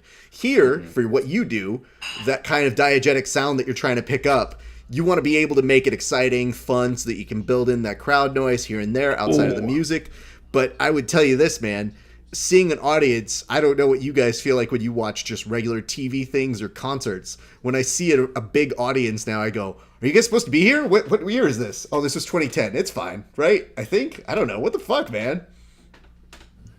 Just come to Florida. Always doing what they want. Ooh, Florida? Yeah. Florida, they don't give a fuck, dude. I'm prepared to go anywhere at this point. I'm just glad they're not at that fucking Mexican cowboy bar in El Monte anymore. The El Monte, yeah, of course we do. Of course we do. I forgot about that. We've all been to the different places here, and man, it's so weird some of the places that they've chose. When we had the Orpheum, I felt like that was kind of the best of all worlds. It felt like when we saw an EBI platformed, we all thought, well, now it feels like a show. Everywhere else feels like, hey guys, we got to do this and we got to fucking run out of here before the cops figure out we do this shit. Like, even though it's all legit and we've got commissions, I always feel like, cheese it, they might find out we hit people and slap them at this fucking restaurant. Thunder Studios was a weird one too. Yeah, I mean, but Thunder Studios, when you work in production, feels like you just went to a set. So it feels like, you're working on a show. Felt like to me. And I think that's pretty much what you probably got over here tonight. But yesterday, the exotic locale that they had for that qualifiers, I'm going to see if I can pull up a photo, just if people haven't seen it. It looked beautiful, man. I was so jealous of the fact that I was like, we haven't covered shit like this. I would cover that all the time if that was the case. And a little more insight on that. Like, I know you know Master Vic and like everything that he does. He has been trying to push like a few more shows in the Mexico in different areas. Mm-hmm. The last show I did with them was in Monterrey, and he genuinely enjoys that area in general. But I think now, granted, given that there's not so much of an audience base with everything happening, I think he's going to start pushing to do things more in Mexico. And he has great pull out there for various venues and legalities for stuff like that. So I think that might be where things are headed. Well see. You know what is kind of nice is it did feel like, especially within the past week, you see Davison Figueiredo obviously becoming a huge sensation in the UFC, but even more impressive, Brandon Moreno getting his shot. And for us here in our world, knowing what we know from seeing them compete on things like this, I go, man, that doesn't hurt if that guy's going to be holding a UFC title. Mm-hmm. And that he's competed in this rule set. So I would imagine that is also part of that push. It could be something very beneficial to us. The only issue is beating Davison Figueiredo, who looks kind of on fire right now, bro. Should we touch on that real quick? How do we think that one goes? We will touch on that. But Josh, what did you have to say, I think, in conjunction to what we were saying? This is where it's going to start getting... No, this is more what's happening right now. We're in overtime. This is where it's going to get interesting because, again... we know that Danny's got good overtime game because Wagner and Otto's guys in the past have shown a little bit of susceptibility to the EBI rules. So let's see how much Cade has done his research on this. If you think about it in the context of a jiu-jitsu hero, it's like, oh, my one weakness, EBI overtime rules. How dare you? Why would you do that to me? I do want to bring this up while Frosto, I'm going to have you narrate in just a second, but look at this fucking shit. I'm going to put it over Josh's face because it's actually something appealing to look at. So look at this, though. Like, just the look of this, to me, says everybody should go here and want to do that. But I do 100%. Understand it's just, listen, guys, trying to put everybody out there, I'm sure probably those mats were pretty hot. So I thought about the logistics of that. The time may not work 100% correctly for all things lighting-wise, but it's pretty badass that they did that yesterday. So I have a lot of compliments to them for pulling that off and doing it. Even when we went to Monterrey for that show, which was, I believe, the middleweights, the site didn't look necessarily like that. We had the option to have that available. It was still pretty close. But the venue itself, I don't think we really got a full view of it when the event came about. But it was a gigantic warehouse that was like all glass windows. It looked very like industrial. And even just that by itself, dude, you could do so much there if you really wanted to. But even Monterrey was beautiful. Like, you had the option to go to beaches and like different areas around there. Mm-hmm. So I think, it's huge. You can literally go anywhere you want. So I'm excited to see what else they do. Dig it. I'm going to ask you this, Josh, right now. Are you impressed by the ride time that Rutolo is pulling up here right now?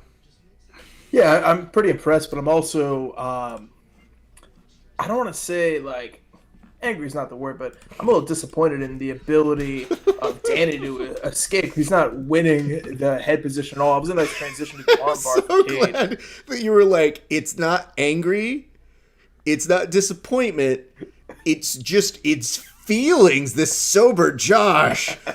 Hulk smash, no escape yet. Get body triangle. Wow. Out. He's out quick. Wow, that was fucking impressive. It's just the lack of understanding of head position from the back, Yeah. and that's the biggest thing that frustrates me in these events. It's like you see these guys that obviously don't spend enough time in working their overtime game. It's like there's a chance it can go to overtime. Yeah, we all want to sub everybody in regulation, but come in fucking prepared. For a lot of the guys who I know who will be competing in overtime for EBI, I always tell them, like, hey, listen, I'm actually pretty confident in your jiu-jitsu game. What I don't like is the chancery of you feeling like you lost because of a coin flip situation if you just don't know a couple cheat codes. But you got to know the couple rule sets to at least be competitive in there, because that's how you continue on in the tournament setting. So if you know these things, maybe we can clean up a couple other things, but it is a worthy venture to spend that time if that is within the rule set. And I know it's hard for people to hear, like, no, I just want to goon and go. And it's like, yes, but maybe once a week dedicate at the very least to this, because there are some people who spend more than once a week doing this, if not multiple times. I think that's to Cade's credit, is the fact that he probably has Ty at home, and I'm sure there's those days where, like, one's playing Xbox and the other one just sneaks up behind him and is, like, on your back. So if you can defend a choke while playing 360, like, you can defend it in a match where you're set. Hey, this is Jordan Hawley right now. You better get out of this, motherfucker. For real. Get out of this or he's going to kill you in fucking Warzone. And I mean, listen, Frosto, I don't know how we put this one together, but I know we always talk about the different ventures that we've got. I can't tell you how many different individuals I have gotten ready and signed up to do a game show competition format within the jiu-jitsu community. They're ready to do it at a moment's notice. So whenever we figure that format out, we're bringing them on for that. Done. So what is that going to entail? What does that look like? I don't know yet, because I still am tripped out by the fact that people can play simultaneously at different locations, and all things pandemic considered, it's kind of hard to have people learn how to do their own setups. But right now we've lowered the bar in terms of quality, where I was like, yo, TV shows are using Zoom. Like, get the fuck out of here with your fucking Skype connection. You're using Zoom now, and that people are accepting that. And it's people being like, well, I just use my camera. And I go, yeah, I know. I see the quality of it. But I think what we do is a straight-up video game challenge series. And, we could do it akin to what we did with Ronnie Labella and JJ, where they both took turns competing and then just happened to have a video game set up within their realm, because those are fun things to do. But I really like the idea of two competitors who have faced each other before, because there usually is a little bit more at risk for both of those gents whenever that happens, or ladies, because they'd also do compete. That'd be cool. I'm with that. I do want to talk about one thing with Cade. I don't know if it's like a deliberate strategy that he's doing, but one thing I'm noticing is he's getting a ton of ride time on the back. And then, again, I don't know if someone's telling him how much time is left, but he's going from the back straight to an armbar every single time, like towards the end of that 2-minute period. So I think that's smart to get that ride time. And now going into the third period, he's going straight for the arm. But that's new, I think, to go for an armbar right, at the very end each time, and then now settling for that arm position. And, it's difficult because sometimes for some people, I think this is a lower percentage for the majority of people, there are some people who do significantly better with that spider position. And normally, you kind of have to feel them out to see, like, is that your jam? Is that what you do? Because I always feel like I find a unicorn when I go, you're better at that than back, then do that. But be so fucking good at it, because the people who escape at it are so fucking good at it. So have it really, really good. Exactly. Oh. But nice man, it's a credit to the kid, man, that he wants to try and get the finish here. I appreciate it. I understand the reluctance, and honestly, man, especially for jiu-jitsu folks, there is a little bit of safety in going back to that arm position. Sometimes you feel like your arm bar is something that you've developed since your early days in jiu-jitsu. Sometimes it is that forbidden fruit that you're trying to chase. No, Danny had beautiful defense through all of that, especially all the multiple transitions.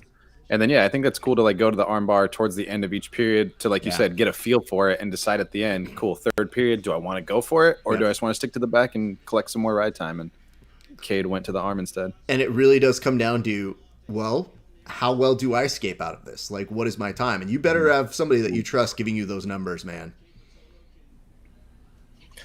Yeah, you don't need your fucking drunk uncle on the side, like, oh man, I think you got 2 minutes out.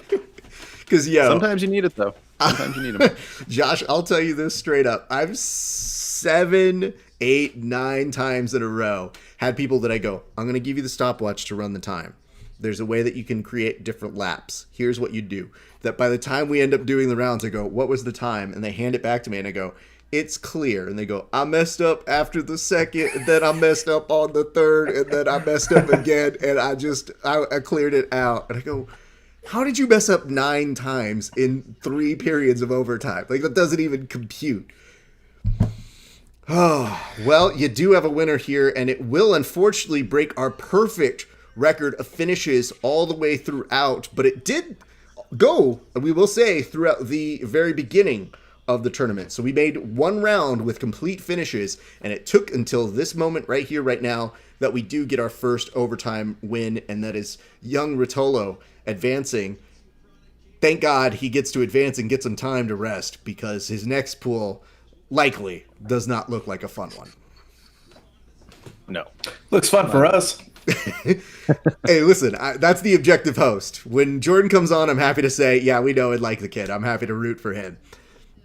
But I want to give Cade his due at this moment right now. Oh, yeah. Dude, I was, like, giving Cade props. I was super impressed by his overtime ability. Like, and I was also a little disappointed in Danny's overtime ability. He didn't seem to understand those tricks. It doesn't have to be a fucking seesaw. You're just like, well, I gained some more respect for this kid. I better lose some fucking respect for this one. In the garbage he goes. Maybe if you understand head position, you can earn my respect back. Wow. But, yeah. Dang. Shot fired. Cade looked good, man. Cade looked real good. He's like, he lost so much respect. Kim Terra actually came up a little bit. That's how much I hated him. Oh, no. Nah. But touching on that too, I think it is kind of cool that like now we're starting to see, as much as we dislike, certain is Bobby gyms. It's Bobby versus Jordan, man. No, is it Bobby? They just pulled the they just pulled the Gracie Baja kid. Oh wow, Bobby's out. Bobby got injured. Sure. No, Dang. good. I didn't want to see Jordan and Bobby. Like, bad that he's out, but he probably that would have been rough. He's gonna get some beers. So there you go. Man, is. That sucks. They probably went in back and they go, quick, get him an IV of Busch Light real quick. Honestly, once we saw him kind of like limping out, I kind of like said that to myself in my head, and I don't want to say it aloud. I'm like, I don't want to jinx it. All right, we're good, but man, that sucks. Okay, I know we're talking about the unfortunateness of this, but you did mention it does really prevent us from seeing them go up against each other, which I know would be unfortunate for you, Josh. But I would also say this. It's also kind of a cool way that we see Bobby come on. He got his win. It was impressive. It looked badass. Unfortunately, there's an injury that goes to it. And really, it's not, to my knowledge at this moment, any fault of his own. So we just hope he has a fast recovery. I'm actually going to check his stories to see if he updated anything. Yeah, I was about to hit him up.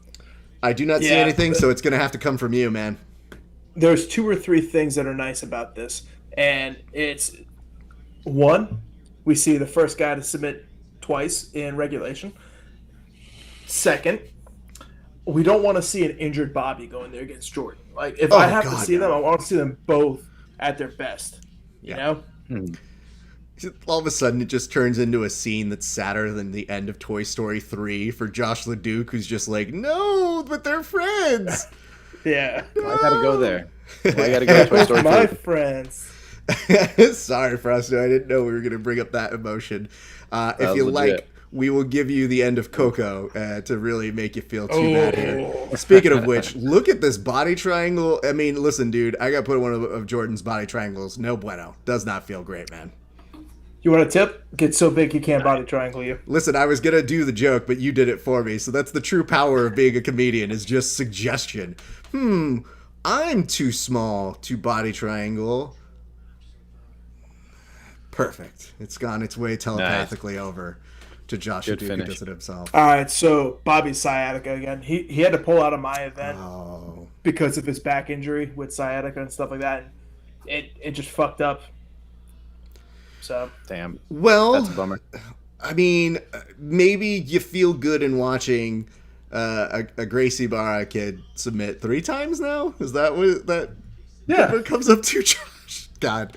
I'm sorry, kid. We appreciate you coming in and filling in on last minute notice. Yo, dude, this.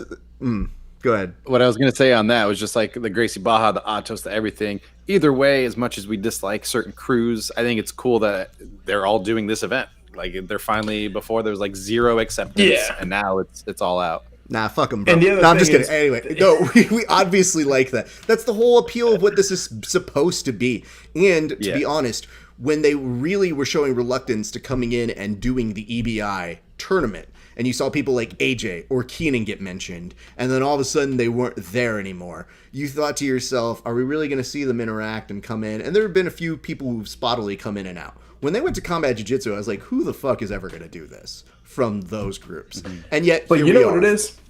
It's these Gracie Baja Mexico guys. Like, they're a different breed, you know? It's not your Gracie Baja from California or Arizona. It's the guys down there that are made different, you know? Well. Who knew that Americans couldn't cut the shit that they have to go get cheaper Mexican counterparts? Just like me filling in as the host of Jiu Jitsu. Because we can't get labor. What's that? As long as they don't pay in pesos, we're good. That's so sad. These poor Mexicans out there being like, no, come here, man. Like, we give you. Bobby made a post the other day. Mm-hmm. He's like, $20 is 400 pesos. I'm like, cool. Fair. When I saw him living it up in the fucking thing where he put up the receipt, I go, yeah, no, that makes sense. All right, now we asked a little bit earlier in terms of Davison Figueroa and Brandon Moreno. You had comments that you looked like you wanted to say here, Michael Frosto. What are those comments?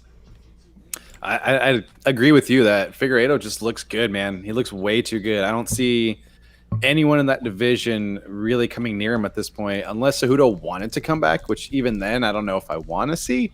But I mean, just to see anyone kind of at least challenge him a little bit, Figueiredo looks good. He looks sharp everywhere. The fact that he got that guillotine, the way he got that guillotine, man, his striking's good. His, Josh and I mentioned this earlier with Nate Orchard and just like his aggression, the way he just like naturally has that. I think that's one thing that Figueiredo has that neither Demetrius Johnson nor Cejudo really had, was just that pure aggression aspect that, man, takes literally every skill set to a new level. Just remember training for a while. This. Do you remember the last time somebody took you down and in the process of getting taken down and looking like shit was going bad for you, you just came up with a guillotine after? I don't get taken down, ref. Oh, good call. I did forget that about you. Yep, it's not a thing.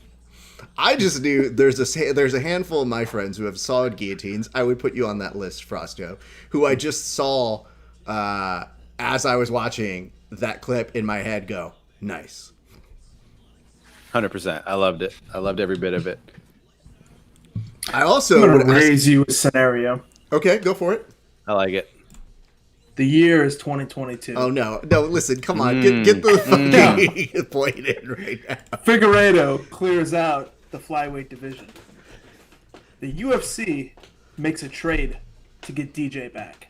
Super fight we didn't know we want. Probably only does 300,000 pay-per-view buys, but the hardcore guys are interested. DJ versus Figueiredo. Frosto? I'd give it to DJ. One, did Figueiredo actually ever fight at a bantamweight? I don't think I ever knew or saw if he did do that. I don't know if that's a thing. I don't know. But I know DJ initially, before they had the 125 division, fought at bantamweight, and his only losses were to people that were the champ at bantamweight. Yeah. And I mean, they were all decisions, like never been finished as far as I'm aware. And then even when he went over to one, he had like some pretty tough fights over there, more challenging than I think we expected it to be, and he still came out on top. I mean, DJ is just way too good. Yeah, agreed. But fun fight nonetheless. I mean, 100%. I'd be interested in it, and it would not only have revitalized that division enough that it would merit his return to come back as something that's fun to experience. Because when they let DJ go, you could understand they're like, listen, dude, we really don't want to let you go, but what else can we do for you right now?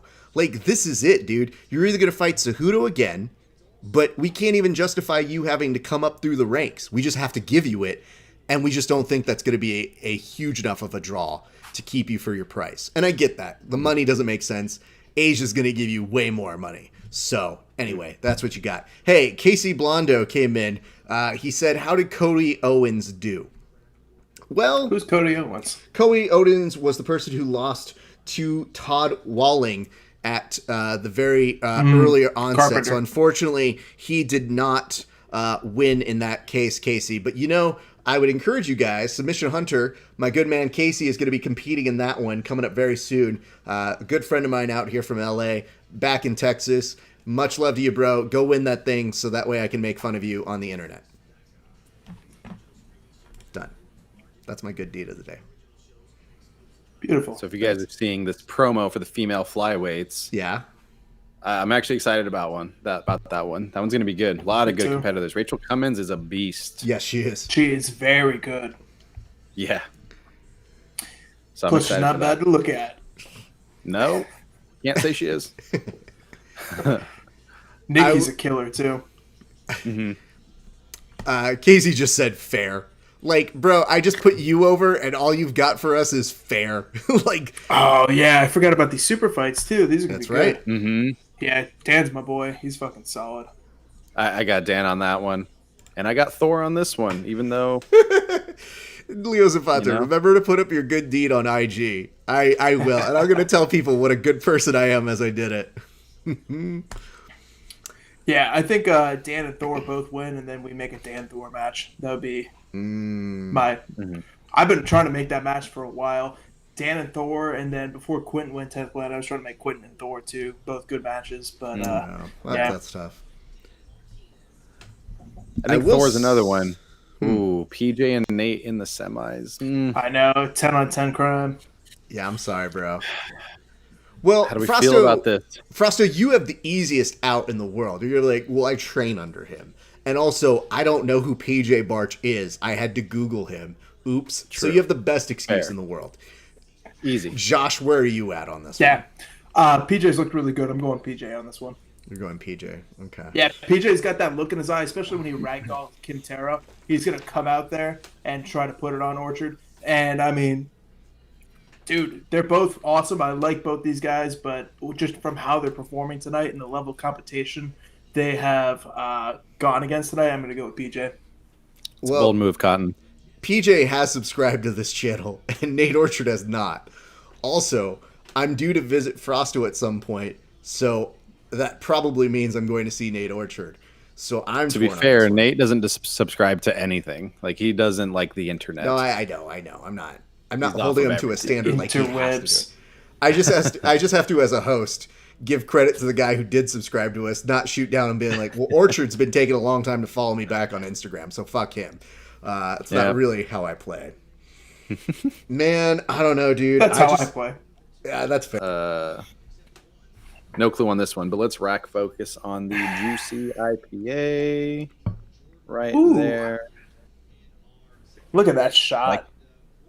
I like the label. It's clean. I'm sorry, Raph.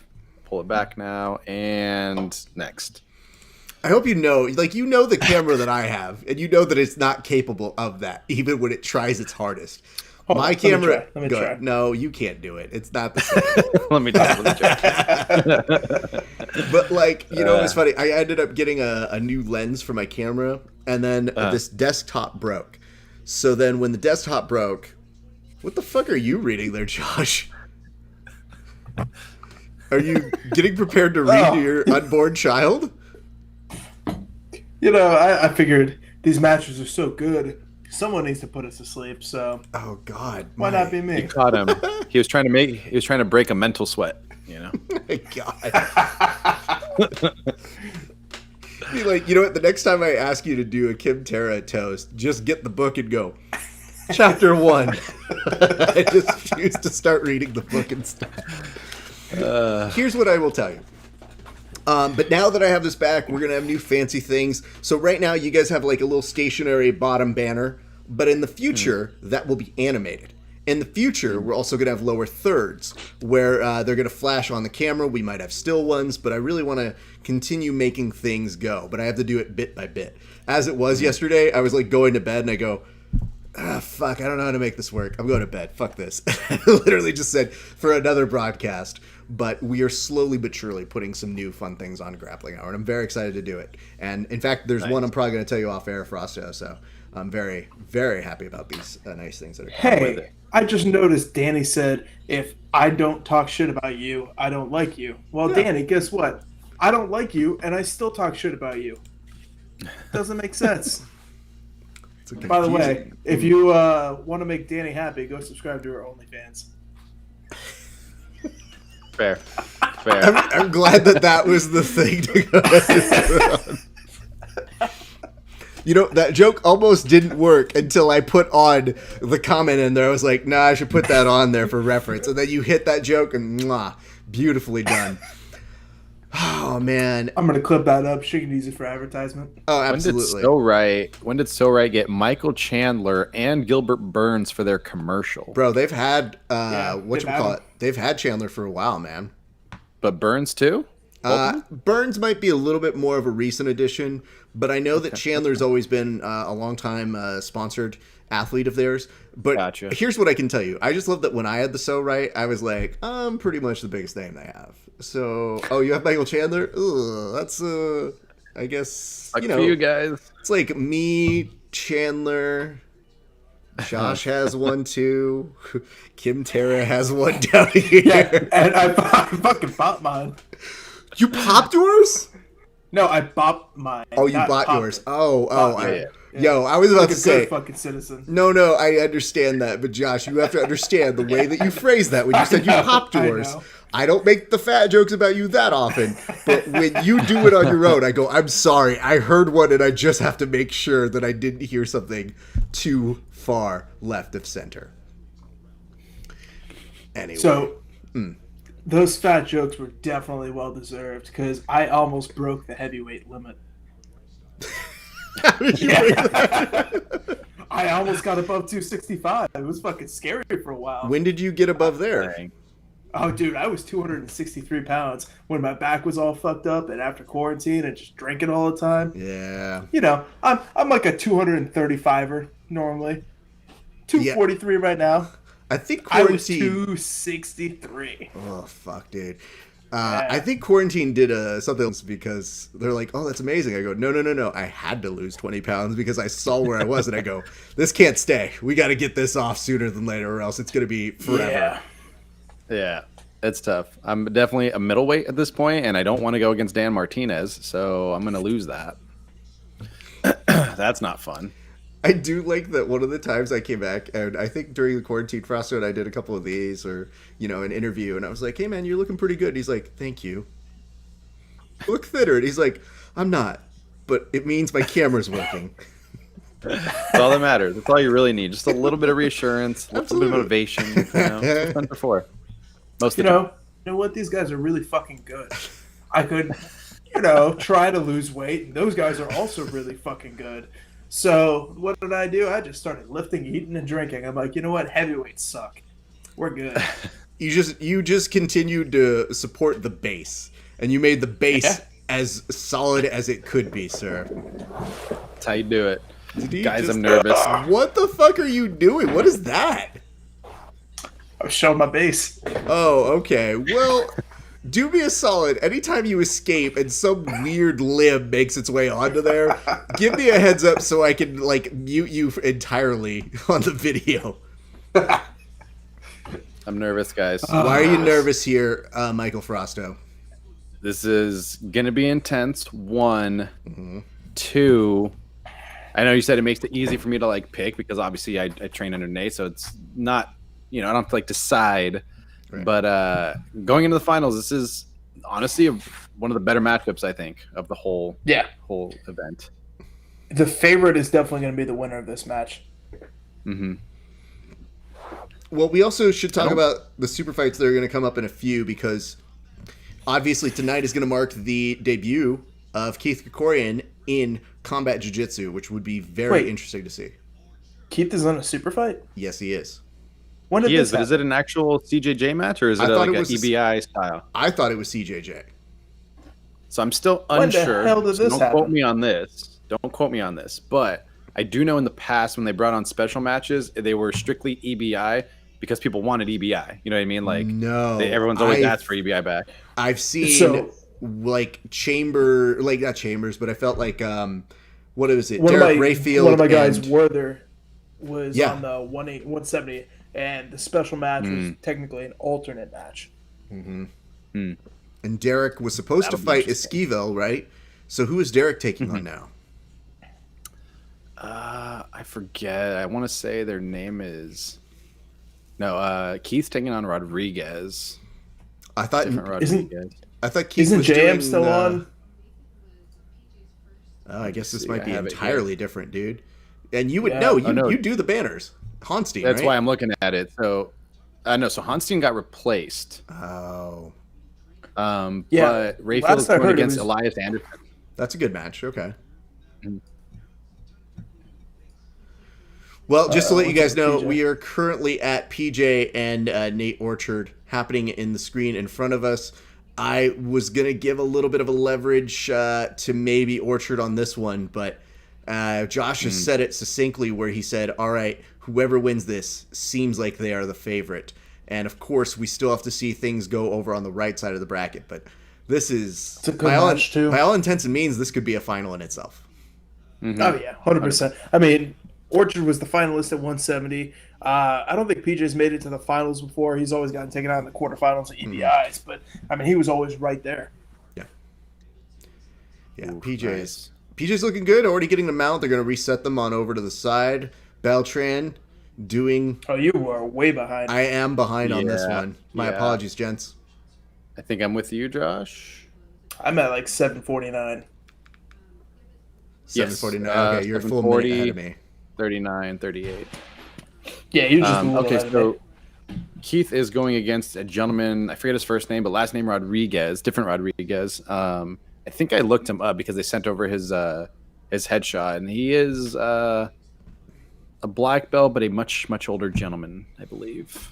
And that's tonight? We'll see. I didn't even know Keith That's was on the tonight. card. Yeah. Uh-huh. Does it say? Oh, I dude, mean, I would have just bet everything on him. Jesus. yeah. I mean, especially now, that should be Yeah. game, set, and wrap for that. Yeah. Well, PJ is on top now. I'm actually caught up with you guys. I just switched to my camera on my phone to watch it from there. So as a result of this, Orchard trying to bridge out, and man, PJ looking very, very solid, determined, starting to work to take the back. It looks like they're going to reset them back into the center of the mats. I don't think PJ's thrown a single strike in any of his matches. I think there is kind of a gentleman's agreement for the 10P family where they will not throw strikes. I don't know about that because I think Orchard will fucking like that. If I was in either one of their corners, I would say that would be the difference here is Orchard's MMA experience because he does have extensive background. Yeah, well, that's not to say that things don't change in the middle of it. And then Orchard remembers that he was a samurai 9 generations past in the middle of this combat jiu-jitsu format. So there is a high possibility things change. But with the PJ body triangle here, PJ's looking very solid. A lot of time to work. 6 minutes left. Even though he's in a bad spot, I don't think PJ will finish him. I think it goes to OT. I definitely don't have the best finishing rate from the back, but I feel like my control from the back is really, really good, and I could barely do anything with Nate on that. Not that that's saying much. Let's just put that. Well, out there, okay. I'm Hold on. Let's rank them again. Mike Foster's back control. PJ clearly being scared to roll against me. Kim Terra still down here. And Josh Ledut's respect for Danny still below that here tonight. So we're ranking things as we go. We did get a question over here from Leo Zapata who says, is there going to be a Cartel de Santa musical intermission? Well, not from me. I swear to God, if there's any fucking rappers on Combat Jiu-Jitsu, other than Snoop can do whatever he wants. But if there's any other rappers in between matches, I'm gonna go ahead. You know what? Jump off the Skyway. You actually brought up a really good point that makes me, while we're looking at this body triangle kind of finagle itself out, I want to make sure that you guys saw the best quotation that I saw all last night. And this comes compliments of Ben Folks who put it up. And yo, this shit had me dying when I was sitting while we're like, going through 8 hours of fight coverage yesterday. And then all of a sudden, I just see this pop up on my screen and I go, I don't understand how other people aren't dying at this in the same way I am. But here's the quotation that came up. And I think this is true of all things in life. And it says, there's 2 things you can't play. You can't play boxing and you can't play this pimpin'. Snoop Dogg on the commentary team. Money. Easy money. Dude, Snoop was all right last night. He was all right. Well, a lot of people were saying he was very bad. I thought he was better than when he did the UFC. Okay, that makes more sense. He was better until they got to the main event. Then after that, it was just more of like, oh, Roy, get out of there, Roy. Get out of there, Roy. You don't want to be there. But up until that point, he had some good things to say. Yeah, here's the problem: is I didn't hear the commentary in the main event because for some reason my pirated stream was like an actual boxer talking about it, and it was like a New York boxer who's like, "Well, these two are obviously shells of their former selves." Like a young Mike Tyson. I'm like, "Damn, dude, stop shitting on these guys." Like, I'm entertained right now. Should have just listened to Snoop. Fair enough. I'm going to keep that comment up there. Hard. Now, you mentioned Nate going hard. What does that mean here, Frosto? He's going hard on that escape. He's trying to find his moments. Like, you know, the body triangle PJ has is slipped now towards between his legs, which he's trying to – you see Nate intermittently trying to, like, throw in that right butterfly to start to elevate that leg to unlock it. And then when he finds his moments, he's trying to bridge hard to get his head to the mat. But, dude, PJ's doing a great job of maintaining that position. Also want to ask, did you see PJ kind of like loosen up the arm real quick just because he's like, dude, I got to keep so much pressure on my own hands just to keep this position. Exactly. PJ also has a cut on the back of his head, and you can see him bleeding on the mats. But as you notice here, Josh, still no strikes. And you would think this would be a finishing component, and you got to figure within 2 minutes left to play with this. If you're PJ, you probably don't want to go to overtime just based off of this and probably looking at the fact that you're like, man, I'm really not hitting this guy. And if it is some sort of an agreement that we have as 10p altogether, can I break it for some cash here tonight?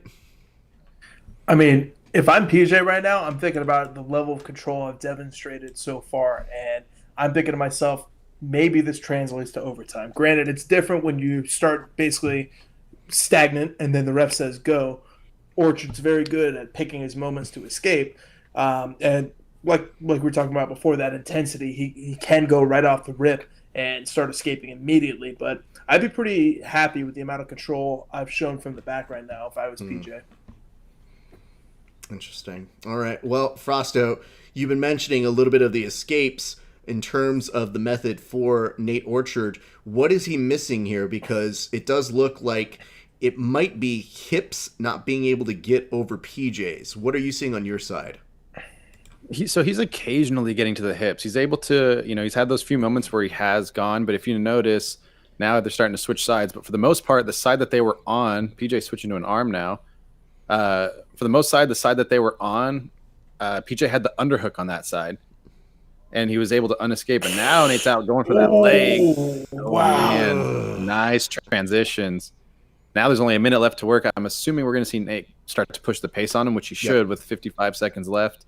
But yeah, that's the only thing I was seeing. He was going for the legs well and trying to break that body triangle. But PJ had a bottom underhook that was preventing his bridges from allowing him to get his head to the mat. So he just was able to kind of pummel that underhook out. I think he would have had a better shot. But beautiful escape nonetheless. Josh, I'm going to ask you this. If you do have somebody, and again, the hand is shaking there from PJ, Josh, if you do have somebody who kind of ate your entire back control for that long of a time, do you still go with back control to ride up the ride time in overtime? I think so. It depends how comfortable you are in your defense. I'm more concerned about the hand because now that I've thought about it, PJ, like we talked about, hasn't been throwing strikes. He might have a broken hand leading into this. And again, use this clip against me long term, but PJ is a little fragile. He seems to get injured a lot. He had the poison, the cellulitis, and now his hand seems to be. Let's be very clear. The poison is the one that's not accurate. That is clearly him being afraid of me. So I want to make sure that story goes on for as long as I can get away with saying it. All Yeah, right, it should be real interesting. Frosto. What do you want to see Nate do? What do you feel that he is capable of doing in this situation? Because he's not going to go first yet, but he is going to be doing defense first. But is there some kind of special sauce that you know that we don't know here? Yeah, I think he was just too slow to kind of prevent that body triangle. I think that's one thing. I don't know if it's when certain people go against each other, but I notice, whenever they say go, you see them going right away and attacking like extremely hard. I feel like that should be even more so on the defensive side, in particular to prevent that body triangle from the start. Like as soon as they say go, you should be, trying to either roll through that as they're trying to throw in the body triangle. But I would like to see Nate kind of use that hand fight to get rid of that underhook. You see PJ has an underhook on the left side. I'd like to see him get rid of that because that's the side that's going to help him escape the easiest, considering the body triangle is on the top side. So we'll see if he can pull that off here. We saw a lot of double under control from Ethan in Jiu Jitsu overtime, and that caused a lot of problems for people. And PJ, like you said, that underhook's causing a lot. And going back to right off the start, like if you're not fighting the legs, you got to be fighting for head position right away. And it looked like Nathan just got kind of caught off guard a little bit and didn't win his head position and didn't win the ability to open up the legs. I want to ask this as well. Are you guys seeing what I'm seeing, which is not a ton going from the right hand of PJ throughout this? You are seeing him very limitedly use that hand. Meanwhile, I do want to compliment him because he seems to be grabbing the bulk of the meat of the hand there consistently. Not even trying to keep that wrist control, but really, really getting a good grip there. And you do see Orchard struggling to get that hand back continuously. Yeah, so I'm seeing that with his fingers. Nate was grabbing like all 4 digits of that right hand. So I don't know if that's causing him problems, but yeah, that underhook is still staying pretty strong. So props on that. Yeah, I wonder if that's pre-existing or something that happened sometime tonight. But I'm trying to get a good look at his right hand. It could be from the slapping. It could be just from any part. Yeah, but I don't remember him throwing any strikes. Not in this match, but he did throw at the very beginning of his first match. He was throwing a little bit there. Yeah, he was throwing a little bit there, but the thing is, PJ half the time doesn't even need it. He just has it. Yeah. All of a sudden he gets the back and you go, well, we're going to make dinner tonight. Well, we're not going to lose any time here. We're going to be just in time. Now we're going to see an exchange. This is going to be Orchard's time to go and attack PJ. Yeah. Whew. PJ won that head position right away. Yep. Oh. Orchard's body triangle is very strong here. Oh, wow. Now, PJ's looking like a little stuck. He just saw a glimpse of the outside. He has the shoulders to the mat, still inside of the body triangle. And so interesting on that is you saw PJ clear the elbow and he got the elbow to the other side of the body. One thing Nate does like to do, and that's where it's almost a new thing where you could kind of question, can this position still continue? Which is Nate kind of keeps that arm on that side once they clear it and starts cranking on the head like a twister. With his body triangle still intact, you can get a decent amount of pressure. But, when they talk about escaping the back, the elbow needs to clear. So when it clears, are you out or are you in another dangerous position if that body triangle is still intact? No, I mean, I like how PJ's using that kind of his right foot in like a grapevine behind the leg, almost like a modified twister hook on there. Yep, absolutely. He's like, I don't need both feet for this one. I can actually just create a lockdown with one of my fucking legs here. And now PJ, I like that he's using that butterfly. I don't understand why people think overtime is boring. Like, this is very entertaining right here, but it does take an intelligent, or at least jiu-jitsu savvy person to understand exactly what's going on here. I think the difficulty is that sometimes they don't either understand what is happening, all the small little battles that are happening here. It's possible that they also have not done it themselves. Because if you've done any kind of EBI overtime rounds in particular, you know a lot of these little battles. And the difference maker between you're like, oh, if I just did this, I'd be out. And you go, okay, try that with one of your friends who has good back control. And then realize they're not even in this tournament because they are not even that level. So I would encourage people to really try and do this because it does up your game all around when you do end up doing these drills. Now, you would understand this more than me, but it seems like Orchard isn't very concerned about the head position. I don't know if that's something he does a lot in training, but he's right off the bat letting PJ get his head loose to the mat. with the head positioning. Now he's got it a little bit more, but he doesn't seem overly concerned about that. Not necessarily, yeah. He's able to transition a lot, like you saw in, I believe it was his second match against Todd, where he locked up that like inverted triangle kind of. So if somebody is able to kind of get their head position out and he can maintain like a Kimura grip at least, he's able to throw those legs over and lock up a triangle. But now has the grip on the chin. We'll see if he takes that or not. Oof. It could also be just that this is a blind guess here. Oof. He's squeezing and loosening up, squeezing and loosening up. Oof, a little high on the face. Just eating a face crank right here. Nice PJ turn. is just... Yikes. Wow. What fucking heart. Jesus Wow. Christ. I want to go back to... Go ahead, Froster. You go first. I was going to say the last escape that Nate had, that's actually what I would like to see him do more. And that's actually something Keith does a lot, which is that he kind of goes, he stays on the back position, but then rolls belly down to kind of, spin out of that triangle position. I'd like to see him do that more here. Yeah, Keith and John Calistine both do that really well. Mm-hmm. I just wanted to say there's a lot of compliments going on to the heart of one PJ Barch, and I wanted to see if young Jamie could pull up the clip of Josh LeDuc saying that PJ is soft. Do we have that? Can we put that up real quick? Oh, okay. We don't have a young Jamie? Okay, then I guess we'll wait for that. I don't think I said PJ was soft. Oh, he's out. Oh, no, he's trying that Matt Scaff escape. No? Yep, he gets the tap there. I did not say PJ was soft. I said PJ was fragile. Oh, okay. Different analogy word. Okay, I get you. He's mentally so strong that his body cannot handle it. Yeah, that doesn't make a lick of sense. Don't agree with him, Frosto. That makes sense. They say when they do fighters in the UFC, people that are like just getting pounded, but they stay in there no matter what. You're just too tough for your own good, and then your body breaks before your mind does. Yeah, come on, ref. But Nate needs this finish, though. Yeah, he needs this finish. And oh man, I mean, PJ's looking like, hey man, am I out here? Ooh, that was a really entertaining overtime. Man, that's tough. Well, see, guys, I should have trained with PJ in San Diego. I messed up. I didn't do it.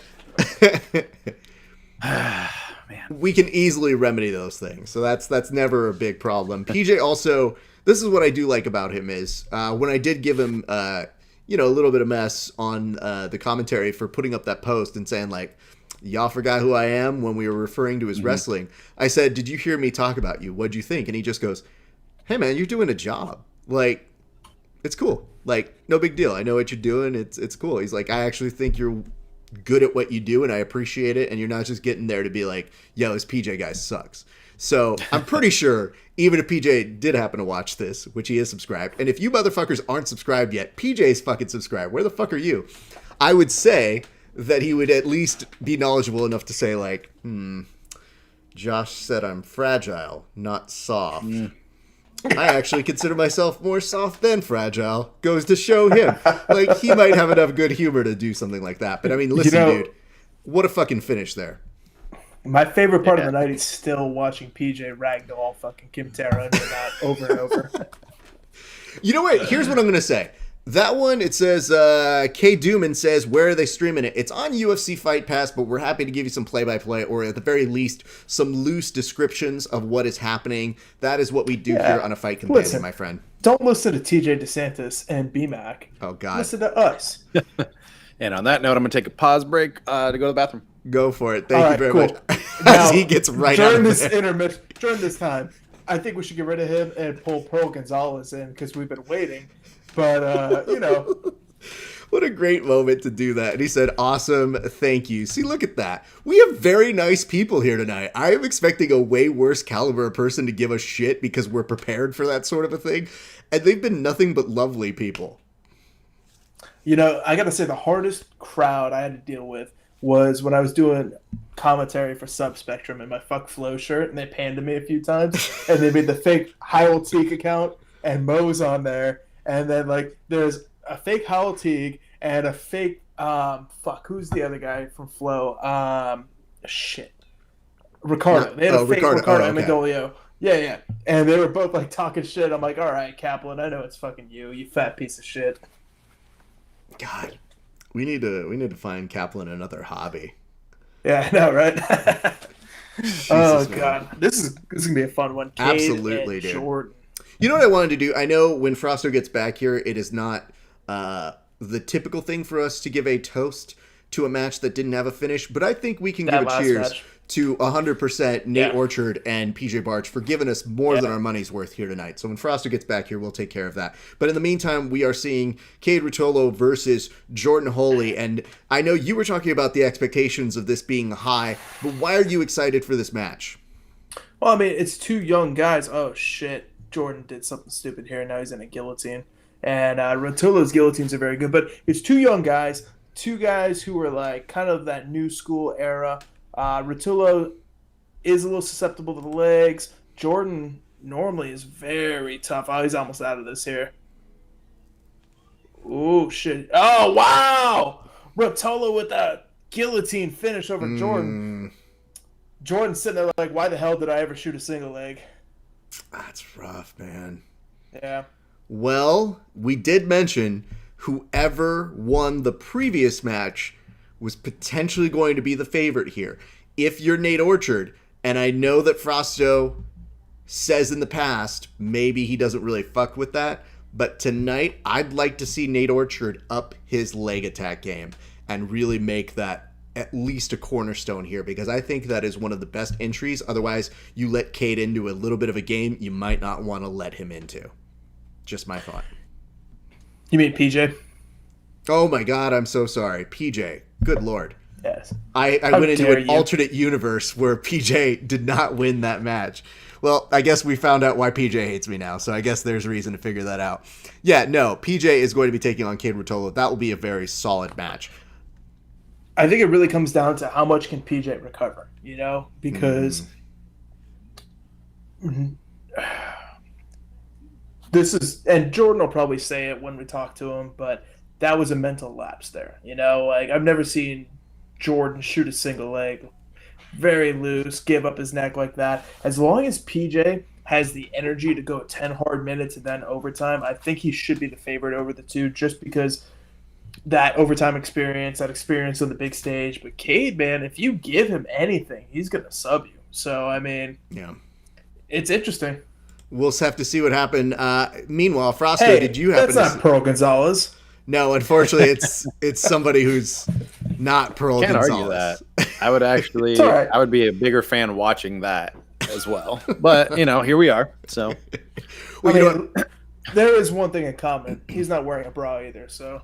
That's true. Not that we know of. But I would say this, though. Pearl Gonzalez could not put together a setup like you did, Frosto. So kudos to you more than her. But I would be happy to set that up for her. If no, I get that. No, I know. So, you know. Yeah, but we know what she would use that for. You know, as long as I get a little piece of the pie, like 5%, 2%, we'll figure it out later. But that like, metaphor was real bad to begin with, though. But I'm glad you cleaned it up. All good. Hey, JM Holland is taking on Chris Lancioni, and we have interviewed both these gentlemen, by the way, here tonight. Isn't Chris the guy that beat the shit out of AJ? Yeah, he did. Yeah, and, cool. You know, Chris was very pleased to talk about that. You know the unfortunate part about that match for both of those gentlemen? They both got released from Bellator after it. Yeah, in that mass exodus of like 60 fighters. And I mean, you got to go ahead and pull things down and save your cost. I totally understand it. But I think this is a very cool format for him. JM Holland is one of the first people to do combat jiu-jitsu. In fact, he famously had the first match on the UFC Fight Pass sort of thing. So it is very cool to see him returning back over here. One thing people may not know, and this is something I had privileged knowledge of knowing, was that he was injured going into that match against Chad George. But what people may not know is that Chad George was also super fucking messed up as well. So those were two people of equally, man, I shouldn't be competing, but here I am, broken rib, broken everything and all, and giving you something to make history. So those two gentlemen should be noted for that. It'll be interesting to see how this goes. I think Chris is already starting with a crane kick that he's starting to set up here. And did he set up with, was that a collar tie or did he slap JM to begin with standing up? I don't think JM gives a shit. I don't think so either, but I think it was a slap and then realized halfway through, oh, that doesn't work. Let's go with Right. a crane kick. And then, I Do mean, they still have the get down rule? yes. Okay. And it is nice here because you will see that J.M. Holland very much looking like Nikolai Tesla from years ago. It looks like he's going to go and invent some electricity in a few moments. Nice Kimura trap there by J.M. Nice. And JM's looking good right now. Chris manages to roll out of it, but JM continuing the attacks. Chris taking a moment to smile or either show us a little bit of the mouth guard that he is wearing, probably for his sponsors, but he is in the platinum blonde hair there right now.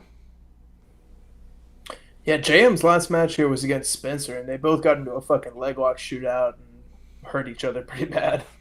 I think that is a continuing storyline for one JM Holland. Mm-hmm.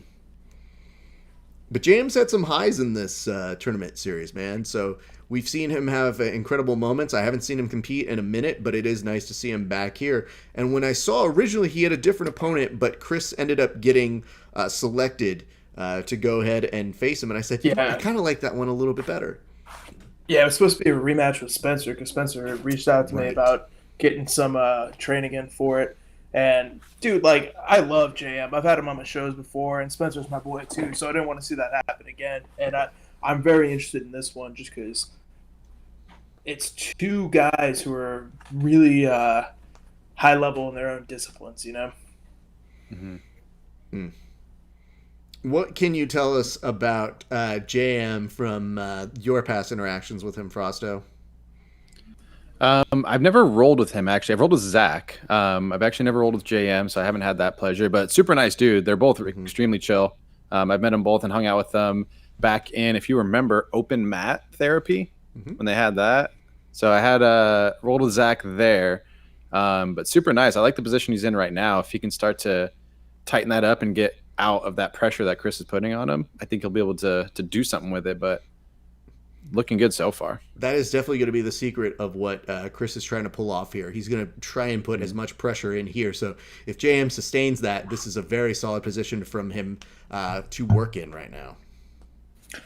Yeah, JM seems to have like an increased level of motivation, and he just had a son, and I kind of noticed when he started first finding out that he was going to be a dad, he was talking about fighting MMA again. He was talking about making another run on the big stages. So it's nice to see him out here with that kind of motivation too, and that kind of, doing it for his kid. Yeah, I mean, listen, dude, those guys between him and Zach, they're the kind of guy when Zach said he was retiring, I was like, yo, you're just tired. You might come back in 2 years. No one can really say you won't. But I mean, they've also put in the time. Zach's been competing forever, dude. So you earn those kind of moments where you say, I don't really need to do it, but it doesn't mean that in the future something doesn't come up that interests me. Yeah, I remember watching those guys on the PGL back in the day, and yeah, they're savages and great coaches too. Yes, obviously they have a nice series of black belts that they're creating their own little army that remains hidden but super deadly when they make their appearances out here. So, Frosto, can you walk me through, since you are a resident 10P guy, what exactly is JM hoping to accomplish here? So I was actually just going to kind of comment on this is why I don't necessarily like rubber guard in certain scenarios. So he has crackhead control. He has mission control with his opposite leg covering the ankle. Ideally, what you would do from here is pump Chris's right arm over the stomach and start to set up an armbar, but Chris has it above his head, so it's kind of difficult to do that. But for me, with rubber guard, unless you're Boogie and Geo and have like that extreme flexibility, like it's very hard to be patient to wait for a position to happen. Like with Boogie, they can kind of force that position because they're overly flexible. They can kind of transition into a little bit more and set up a little bit more. So this is why I feel like typically this would be more of an MMA position, because you can start to strike from here, give up a little bit more, and then start to execute some of the positions from here, like Dead Orchard, if he were able to pull that off and things like that. But keeping the position strong. Josh, what are you seeing about Chris's arms right here? Oh, my apologies. Yeah, Did you need a I second? was gonna. No, you're good. No, you're good. I was gonna say with that crack out of control, he's being really patient with it. Now he's in. I think that's a double bagger there, where he's got control of both legs. But he was starting to cut that angle for the dead orchard. And like you were saying, with that arm up high, it's hard to attack that arm bar, but it's getting a little bit easier to bring it across, set up the dead orchard. But this is the problem, man. Like you're saying, it's tough when these guys keep their head pinned in the center of your chin or over there on the temple, and it just kind of pins you in one place, makes it difficult to cut your angles.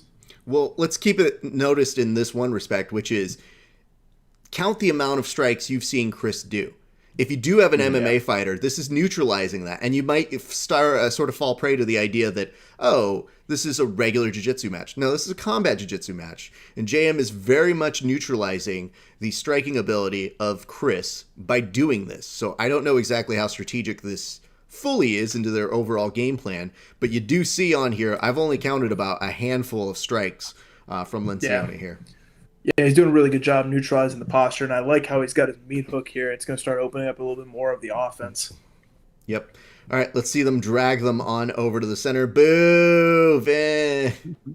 We want to see you drag them on over like they're fucking flyweights at the IBJJF finals. Aside from the flexibility with like Boogie and Gio to kind of force themselves into position, I'd like to see GM be more aggressive with also his free arm. You know, he was going for that wrist control a bit to kind of set up that triangle. Yeah. But he's let it go since, and it doesn't, you know, I'd like to see him be a little bit more forceful with grips like that. I'd also like or at least to use that elbow too. I'd also like to credit the honesty of Zach and JM, because I'm pretty sure if they were on this in a review podcast, they'd probably be like, JM would notoriously be going, yeah, man, I was trying to make that happen. That shit didn't work, man. I tried to do that, try to get that thing down there. Didn't fucking work. Fuck me, man. Yeah, use those strikes, set it up a little bit more. There we go. Also don't really see him attacking that gag reflex either, trying to get that arm across. Mm-hmm. I'm looking at this camera, though, go from like here to here a little bit, and it's throwing me off. Sorry, Frosto. You need to text the chain right now and maybe let him know, like, hey, bro, it's an interesting match, but, you know. Switch to camera B. Switch to camera B. It is weird because what ends up happening is your brain does the tilt, and my brain feels like I'm going to start falling off a ledge. Like, oh, no, we're tipping down. Fuck, the Titanic's going down here, everybody. All right, there's a level playing field. That's what happens when you go handheld, my friend. When you got those handheld cams that you're cutting to, you got TD the fuck out of that, man. Got minute 45 on my clock. Still the same position.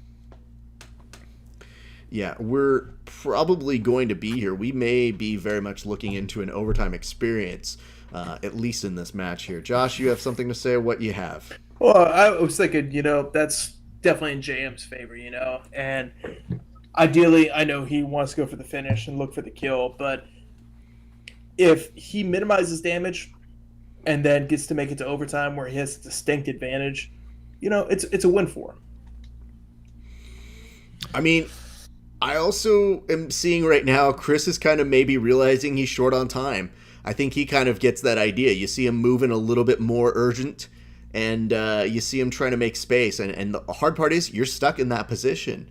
So unless you're really actively able to get your arms back and kind of go around, if they want to go ahead and baby gorilla around that grip, you're just carrying that weight.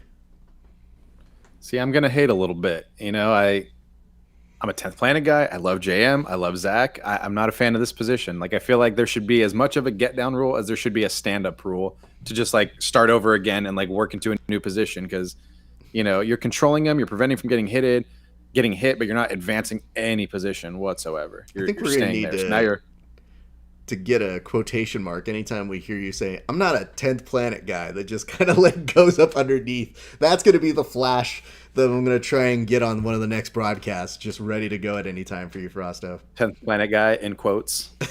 I'm not a 10th Planet guy. It's a little Chris Farley gif that just shows up in the middle here. I mean, I am a 10th Planet guy, but I also just like, I like the jiu-jitsu to progress a little bit. That was a little bit kind of, a little bit stalled. We can all admit this was 10 minutes of one position, and it didn't go anywhere else. And unfortunately, that's going to rob us of what we could have seen from there. Might be a strategy, might be just what we have to deal with. So now we see an entirely different game in the overtime realm.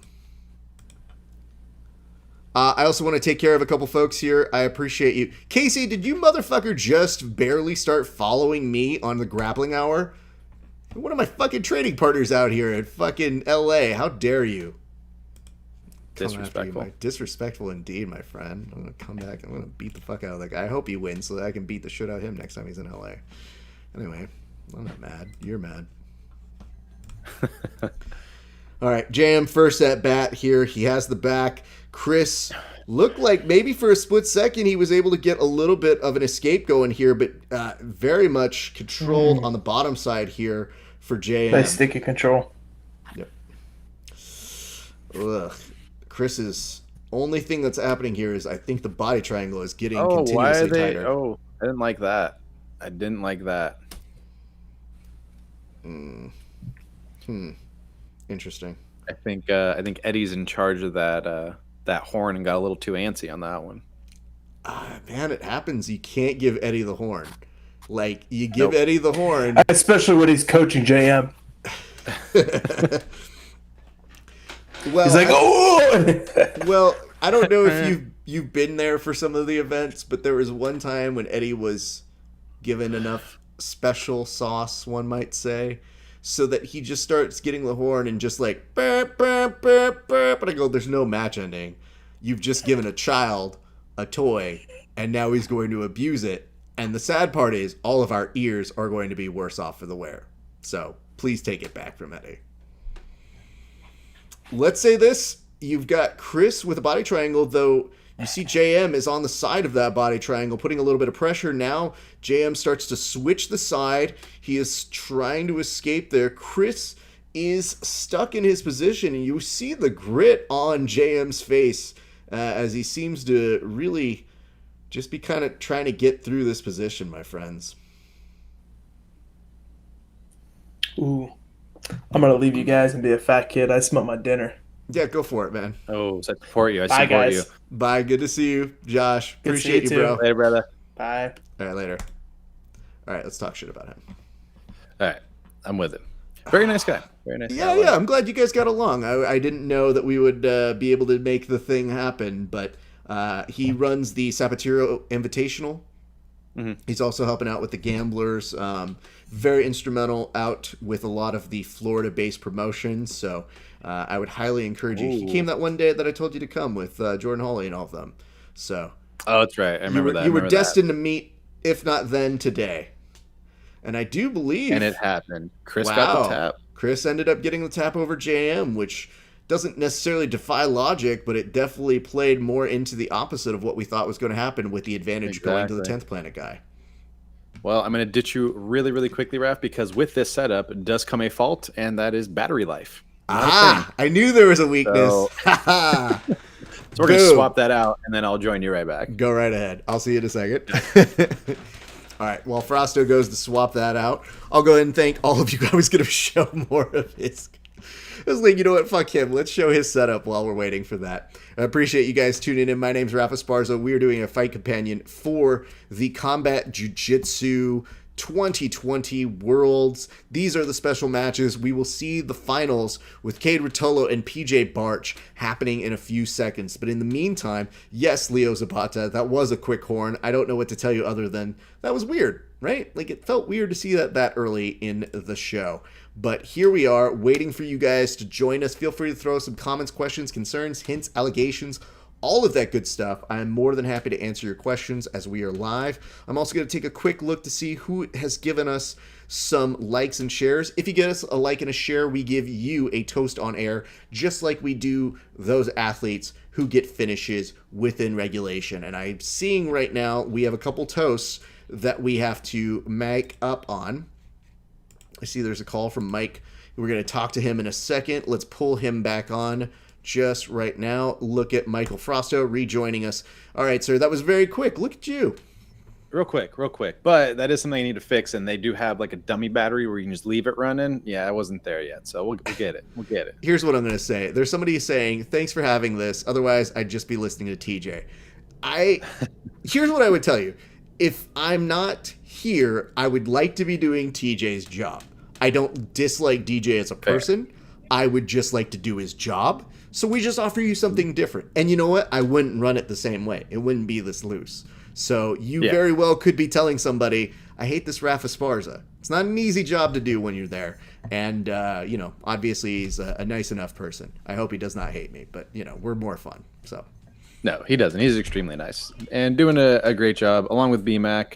But I also haven't been listening to the commentary too much on this end just to prevent the noise kind of bouncing in. But I'm excited for this match. Oh, dude, Derek Rayfield, and let's say this: Derek recently won the Combat Jiu-Jitsu qualifier to get this match, so it was going to make him the alternate should PJ or Nate Orchard not have been able to do it. And let's be very clear, the people he beat to get that spot are no slouches. He beat one Keith Krikorian in the opening round, which you have to figure he was figured to be the lesser favorited person. And then in the finals, or I think the semis, I believe he beat Mike John.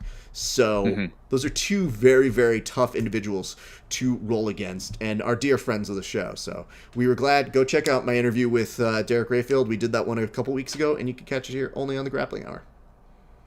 And as you see right now, dude, for this weight class, Derek is tall, extremely tall, extremely lanky. And if anyone remembers him when he was much younger, first of all, going extremely hard at Elias.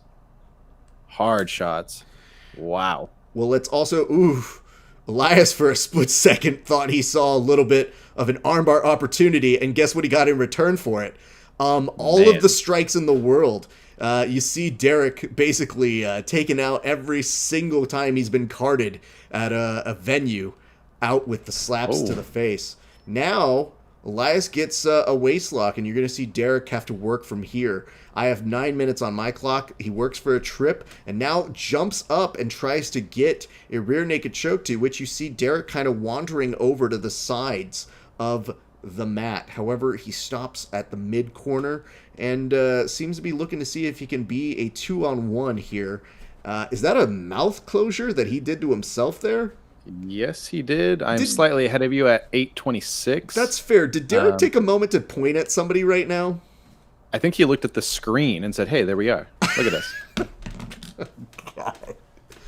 Or he was like, man, my Spider-Man rash guard looks good. That's pretty dope. One of those two.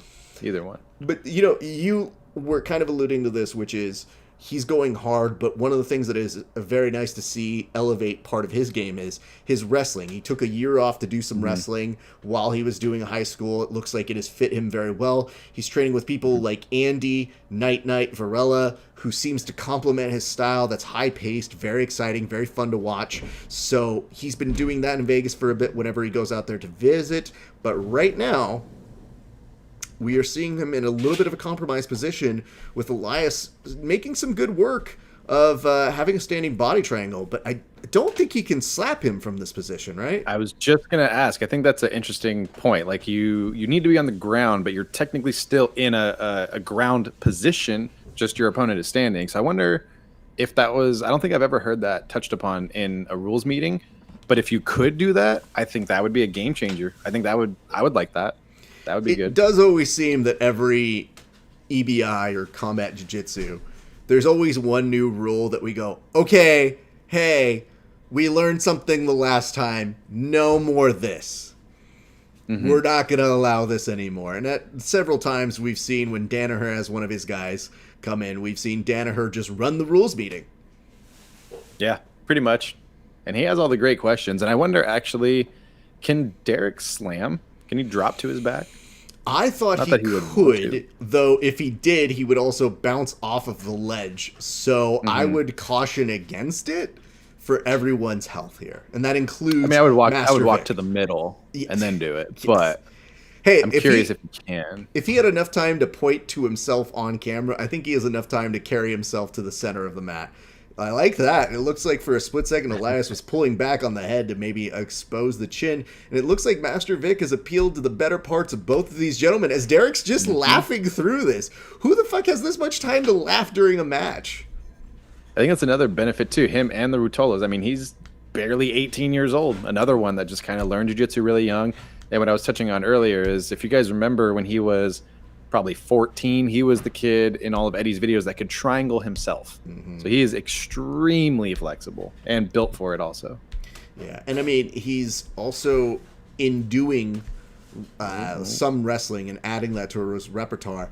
You figure, okay, well, listen, it's weird that a wrestler would take you down but almost want to get you into his rubber guard.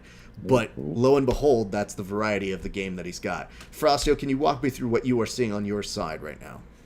So exactly what Derek's doing with the lower half of the body, like the way he's addressing Elias's body triangle, that's what I wanted to see from Nate earlier, which is just, you know, if you can use the butterfly to kind of loosen that grip, or as they go to like adjust the triangle, which is just, you know, kind of put your knee in there to block it, you know, just to prevent them from relocking that triangle. So Derek's doing a great job. Elias hasn't gone back to that body triangle yet. Now he's keeping him flat, and it looks like he's trying to full Nelson him from where I'm at. I'm at the 5-minute mark. Yeah, the full Nelson, you know, maybe this is an apt time to go ahead and bring in this question here, which was earlier when they were standing up. Can they do a pro wrestling diamond cutter from here? The answer is yes. The only issue is the diamond cutter only extends if you're able to kick out the legs. Here, I would highly suggest a stone cold stunner, because a lot of the times people actually escape that back control by grabbing back. So anytime I see people in EBI overtime rules and they grab the back of the head, I go, they're doing the stunner control. So good for them. So does that answer your question? Because I believe it does. But the full Nelson, also very not, and I cannot say this enough, not fun to be in. Not fun. I can guarantee it would blow out my shoulder all day. So that's not something I probably would have tapped easily. And I mean, a lot of people do know that the way that you get out of it is you tend to just move your hands up and slide out. You can't really do that when your back's already compromised on the mat like that. So now we're seeing Derek into offense mode. Now, what is happening on your side? So Derek went for that leg lock. He came up into a scramble, and now Elias is working towards the back again. He's still not on it, but he has the grips in place of the upper body, and now starting to step up to address the lower. But Derek doing a great job at like creating angles to make it odd. So like his legs are always in the way. His legs are always, you know, blocking the next transition. I want to give some props here, because I saw that Derek, while trying to get out of a back control attempt, maybe in that side control transition, started slapping his way out of it. Which, I guess I don't really see a lot of people do. And now that I think about it, I should probably slap somebody if I'm in a combat jiu-jitsu match and they're trying to take my back. I think the biggest thing people have, like with slapping in unnecessary positions or striking in unnecessary positions, is like energy efficiency. But if you're, you know, if you're a young kid that's been wrestling for the past 2.5 years nonstop, like you're not too worried about your conditioning, just slap them. Who cares?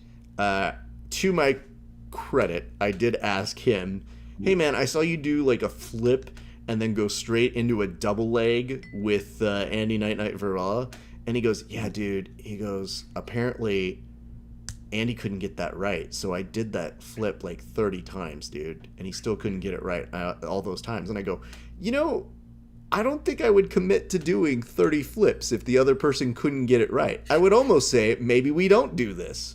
But one thing that is working right now, Elias is starting to work on an armbar here, and Derek already starting to try to cut the angle to get out of it. Yeah, he's got his grip together. Elias's legs are in an actually like a bolt cutter type position.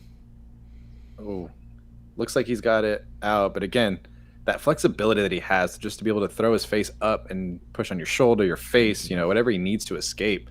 I think he was actually, this might have been against Mike John or somebody else, but he was in a similar like armbar type scenario at the qualifier and did a really good job of escaping.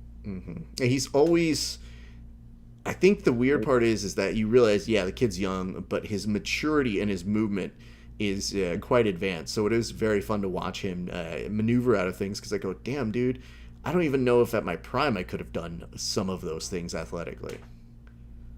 Well, it's nice just to see the fight. Like you get into a bad spot and you can kind of assess the situation and be like, man, this is pretty bad. I'm probably done. But I think what makes this a little bit different is just like, even if it's not pretty, they're still fighting to get out of it. And they're still just like, fuck it, I'm going for it. You know, whatever it is. And he's still, oh, nice. Damn, gets dude. the hitchhiker escape out. That was clean.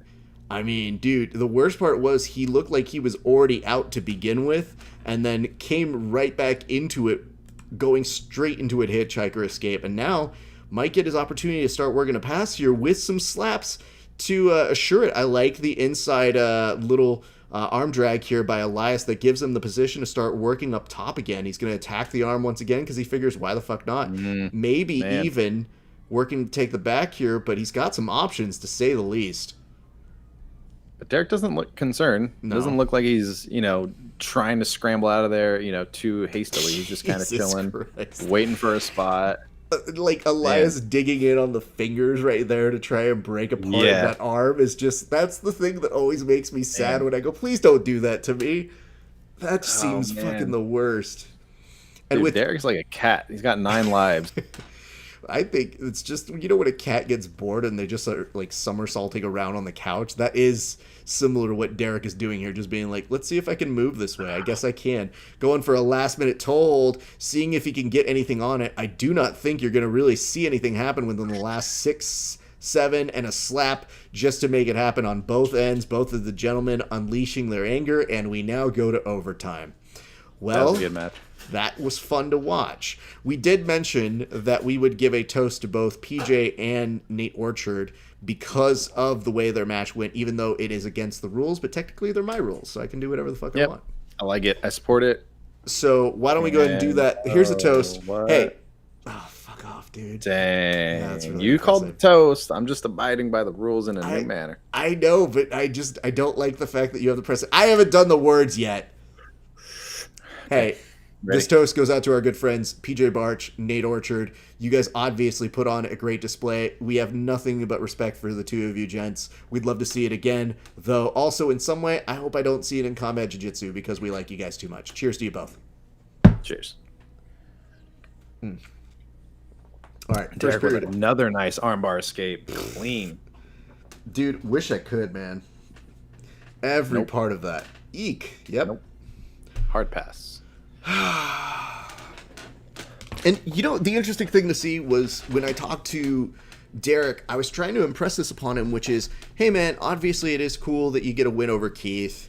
Obviously it's cool that you get this qualifier win, but it's got to be nice to find your way back onto the combat jiu-jitsu card. You've been always like an attaction, you've done like matches when you were a kid.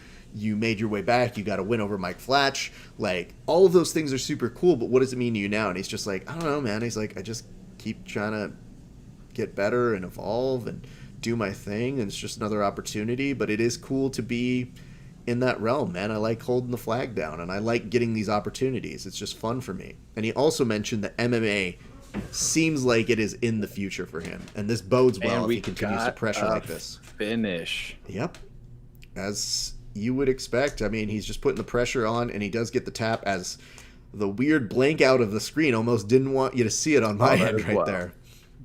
Like, no, we can't show you. I also want to do a quick toast on out to Megan Johnson. Megan, thank you so much for getting us a share. We appreciate you. I know that you said in our poll earlier you weren't going to watch, but here you are watching along with us, and we appreciate you. We appreciate everybody who's tuning in. Remember, give us a like and a share. We give you a toast. Cheers to you.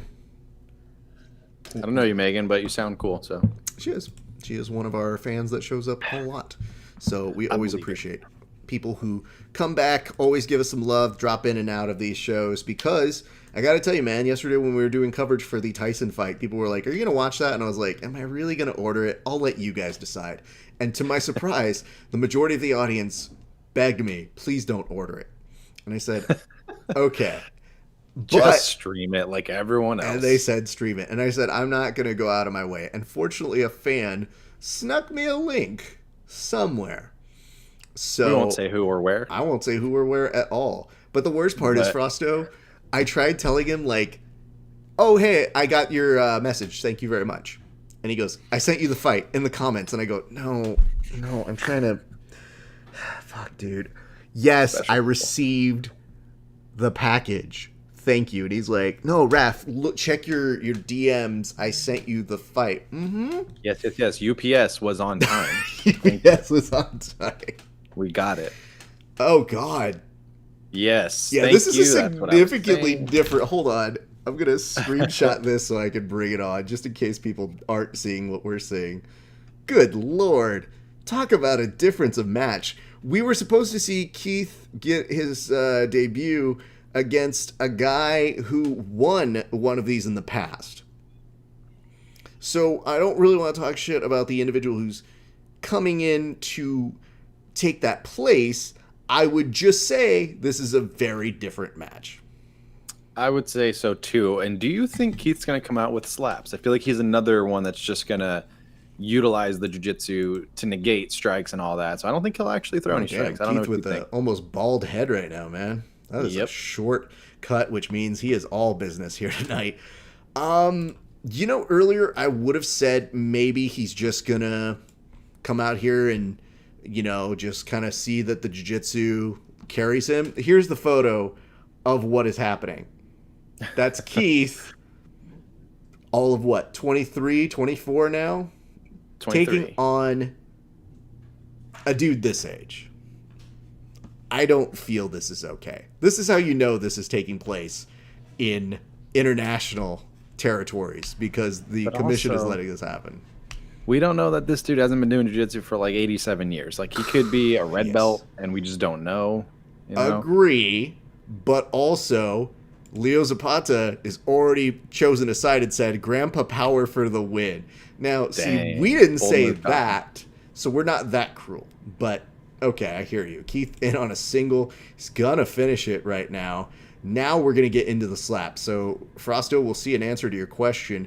Keith has been so technical, and in the past, I could have sworn he said he wasn't really into combat jiu-jitsu, but lo and behold, now as a black belt, I think he kind of wants to make statements, have those special kind of matches that show the evolution of his game, and maybe he is just coming out here to show that jiu-jitsu itself can be the determining factor.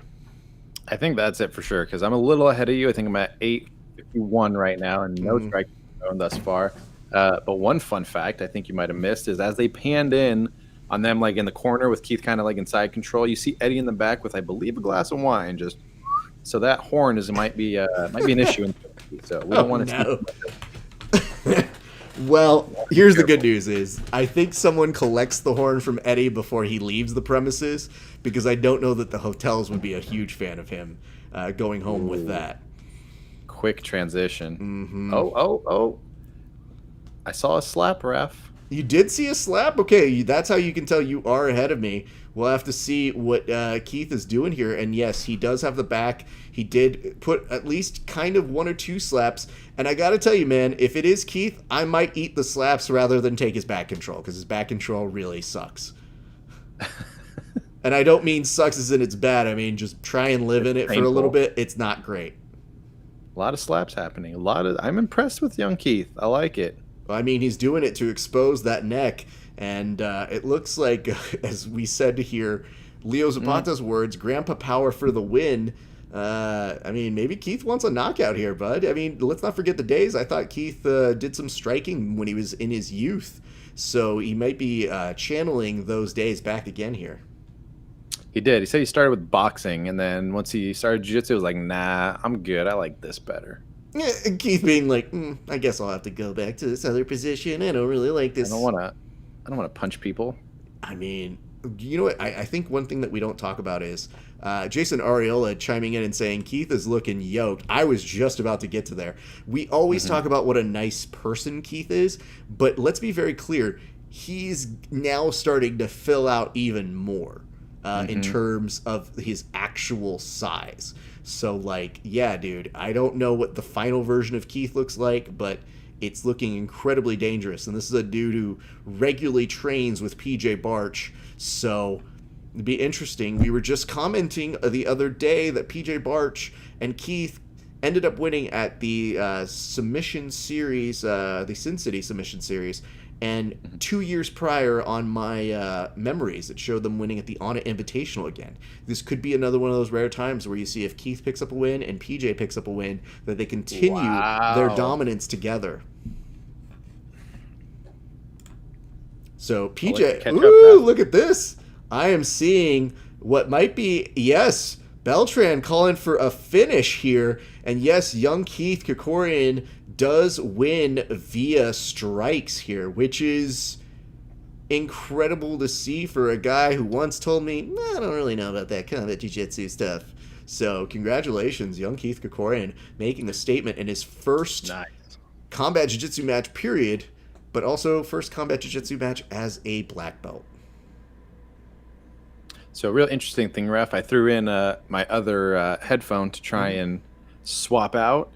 Turns out I have you on this one and the commentary on this one, so that's kind of unique. I'm connected to two separate things right now. I have done that in the past. I got this new toy, little Roku, and one of the things they gave me is normally I have the UFC when we do our fight nights playing. This Roku apparently has a little slot that you can hear when you don't want to be loud to everybody that plays the sound in here. That. And I was like, yo, that's a great fucking tool to have, because sometimes I do want to hear what Michael Bisping is terribly asking all of the fighters afterwards. Sometimes I do want to hear everybody clowning on Paul Felder's mustache. Like, yeah, that's important shit for me to have when I'm on air for a marathon amount of time. 100%. But I'm very much I agree. I would like that. And actually, I mean, these are smart TVs, right? Like, I would like to be able to connect to that. So with this, I got to tell you, the one thing that did make me a little sad, this is a 2012 Mac computer. I did try to use my wife's earbuds so that I could have the earpiece like you do. It was not working. So we're going to have to figure out if maybe that works in the future, because I want to have that setup where I go, oh, hold on, we have a guest calling in right now. Boop. But we'll get there when we get there. I think it's doable. Very, very doable. I think so too. I just also didn't have enough time to set it up. So that is the second TKO finish ever. Who's the first? Wagner. That is correct. Wagner Hocha is the only other person to get a win, and that was over Nate Orchard, just to give you a little bit of perspective as to how difficult it is not only to do, but to a person like Nate, where eventually there were just so many unresponded to strikes from back mount that they ended up having to stop it. So it was a very impressive thing. Right now, I believe we're seeing clips from yesterday's female qualifier event, and that event is taking place on December 20th again here, Frosto? Yes, December 20th. I'll be out there for about a week for that, so I'm excited for that, actually. I'm actually really stoked. That'll be fun. What do you do for the week? Because I don't imagine you're doing everything for the show in the week. No, so the first day we're pretty much just getting settled in and kind of like pre-planning. We usually get to the hotel, get everything unpacked. We meet up ahead of time, all the production team. We scout out the location. We talk about what we need. Who do we have? Vic actually does a good job of providing like people out there that help with the production. So they usually have the individual setups. So we usually just kind of weigh in the options of like, who do we have to work with? Who are we flying in? Who are we waiting for? So that's usually day one, and then the next day is more of getting the graphics in play, getting the winner templates, the lower thirds, waiting for Eddie to send the brackets so we can finalize that graphic, put that out, then start putting the double heads together. So it's a lot of work. So it's actually nice to be able to just sit and watch and enjoy an event, because they get pretty hectic. Like you saw that little video they put together from yesterday. Yep. Guaranteed that was just straight from filming to editing for the night, so it's nice to relax a bit. Absolutely, man. And I'm glad to hear you get a little bit of relax time, because I know sometimes when you do these productions you fly in maybe a couple days before, and then you just feel like you're making up for lost time every single minute you're there. So that's going to be really, really fun. And like I said, man, I know that we normally do all these fight companions, and I thought about it today and I was like, I didn't reach out to you for this. I didn't want to compromise you, but I said, I know you're going to be watching. And I know it might be fun to actually do one of these where you can just be a fan for a little bit and enjoy it. And I think people should know you are one of the guys who are back there running around filming, and then give us these wonderful clips whenever we see them come up. Yeah. It's definitely fun to do. I enjoy that for sure. And I mean, it's not a ton of events a year. I mean, I think they do like 4 a year typically, but it used to be especially right now, 4. Like right now, we're just kind of like, can we get 3 of these, yo? Whatever we got, yep. And I think that's why the next one is so soon. I mean, this one we're finishing up today. Usually throughout the year, the next one would be 2-3 months later, but this one's in a few weeks. So I mean, I got to start getting ready to pack up my stuff and fly out there for that. So I already got the time off of work out here to now go and do that. So that'll be exciting to do as well. That's going to be a lot of fun. I did also want to touch very quickly on, I guess, not just the combat jiu-jitsu side, but it does look like we're looking at a few different events coming up here very shortly. Obviously, there's going to be our good friends are running the submission only series that's happening on December 5th. And that's going to have a really good set of folks. A number of our good friends will be competing in that one. I wouldn't be surprised. I think he's also competing in that one, too. I think he's trying to make more money. So, not really anything to go out of the way. We also have, I believe, a submission underground not too far off the date from that. I think it's close to that same date that you guys are, if not the week before. So a few events to close out the year in addition to all the other events that we do live event coverage for here. What has been going on with you, sir? Like, what has been going on over in the Washington area right now? So I haven't really been paying attention too much to like what each state is doing as far as, different circumstances, other than I know LA, I think, is doing another lockdown. We are at a voluntary, people don't want to do it, lockdown, which may lead into an actual lockdown, but it's kind of a choose your own lockdown, if you would. Yeah. Things out here it's been pretty tame, I think, comparatively so to other places. But I mean, for me personally, I honestly haven't been in the gym as much as I'd like to be, with everything happening and kind of pulling my position from the gym. I had to get a real people person job. So I'm doing marketing for a company, and it takes away from gym time, which I'm not a fan of, but it's paying the bills while I'm out here. And then when I can sneak in there, I will. But I think right now I'm just kind of game planning the next phase of all this, because even when things come back, I don't think the gym is going to be a favorable thing for me, at least, like other than training. Like, it's not going to be a business venture for me anymore at this moment. So I'm planning the next phase. So we'll see what happens. Well, your video's been looking incredibly good, and I'm sure this lens and other lenses you have used have been part of it. But I saw recently, I think, something you put up for one of your clients that looked really, really good. Yeah. So I've been doing different stuff. And actually, what I was going to mention earlier, the reason why I got this lens was I'm just going to kind of throw this in and sneak peek it a little bit for you. But one gig that I got, and it was actually, you remember Ruben Rodriguez? Absolutely. He's a extremely kind gentleman, and has always consistently hooked me up with work throughout the years, literally no matter what state he's in, because he was in Washington for a bit. He was in San Diego, then moved out here, and then moved to DC, and now he's out there, but always on the go. But he hooked me up with a guy out here whose buddy was looking for a videographer, apparently worked for the PFL. So I was like, oh, dope, I'm in. Sent him a message, got that. Turns out it wasn't even for the PFL. So they needed someone out in Washington to do interviews of 4 individuals. All 4 of those individuals will be in an ESPN documentary for Randy Couture. So that is what I got to film interviews for. So I'm stoked on that my footage will be used in a documentary for him. That's pretty dope, man. And we're starting to see more of those things get prominence. I've heard rumors of different companies, especially in lockdown, being like, who can we interview right now? Who do you want to talk to? So that's the content that people are craving at this moment. So I think that you were within very, very good. In fact, it's kind of funny. My dad just sent me a note saying they saw a clip for the show I'm working on right now. And I was like, yeah, dude, I told you all this at Thanksgiving. I told you the date. I told you when it airs. I said it's a clip, but I'm glad he saw it. Sunday Night Football is promoting us, so I'm very excited for that to premiere. I'm very, very happy. It's been fun. But I'm glad you kind of see, like, in my realm, which is the getting training in when you can. And the nice part about it, I will say, there aren't very many things that are good about lockdown, but one of the nice few things there is they go, haha, you jerks. Now you're all training like I'm training. And it sucks, right? Welcome. You figure it out. And that's why when you tell people in the margins, you go, I've got 3 hours. If you can make it happen in 3 hours, we can do it. Otherwise, I'm fucking going to be fat. So it's like I'm holding myself hostage with people and being like, I'll don't do it. I'll eat it. I will eat it right now if you don't train with me this second. So 100%. So I'm feeling it now for sure.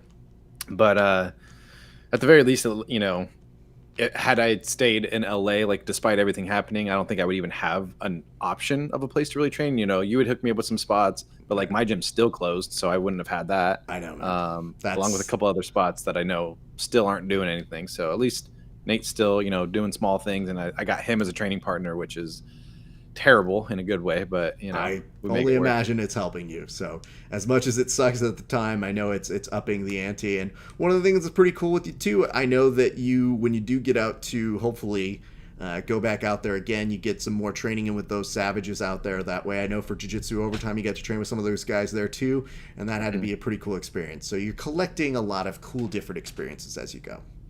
100%. But now, here's some good news. They don't even care. They have no time to waste. PJ Barch and Cade Rotolo going straight at it, my friends. all right, who's your pick, Raph? Don't think, just go now. PJ. Ooh. I hate to be like I don't want to be a 10p for Eller. You've or already like established anti-10P. tonight that you're like, I'm 10p. I would just like to see Cade win. Not that I'm not like against 10th Planet at all in any means. I just like jiu-jitsu, period. And, I rep who I rep. I rep me. But I think it would be dope to see Cade because PJ's won a lot of shit. I think he's done a lot. He's done, the 5-on-5 tournaments, and he's done a lot already and accomplished a lot. Cade's still kind of looking for like that first big accomplishment other than gi tourneys. Here's what I'm going to tell you, though. Think about what it means to be in the 10th Planet system and hold down the flag. If you have not won one of these, the EBIs or the Combat Jiu-Jitsus, in the full tournament, when you are the guy who wins that out, PJ's already a rock star, but then you become that legend, that hero. So to him, there has to be a huge want to be able to say in the future, man, look at this belt. Not only did I win for the team, but it happened to be the one that we were saying after EBI is the next wave. So very interesting to see. Jason Ariola chimed in and said it'll be interesting to see how Cade's wrestling holds up against PJ. I would agree with you, and thus far we're already starting to see maybe just a little bit of how that seems to go as we're already at the get down rule. Now there was coin flip, and it does look like PJ is going to be able to work from butterflies, and I gotta tell you, my friends, that seems like a very good sort of moment for PJ here. Oh. Cade trying to go in with a heel hook.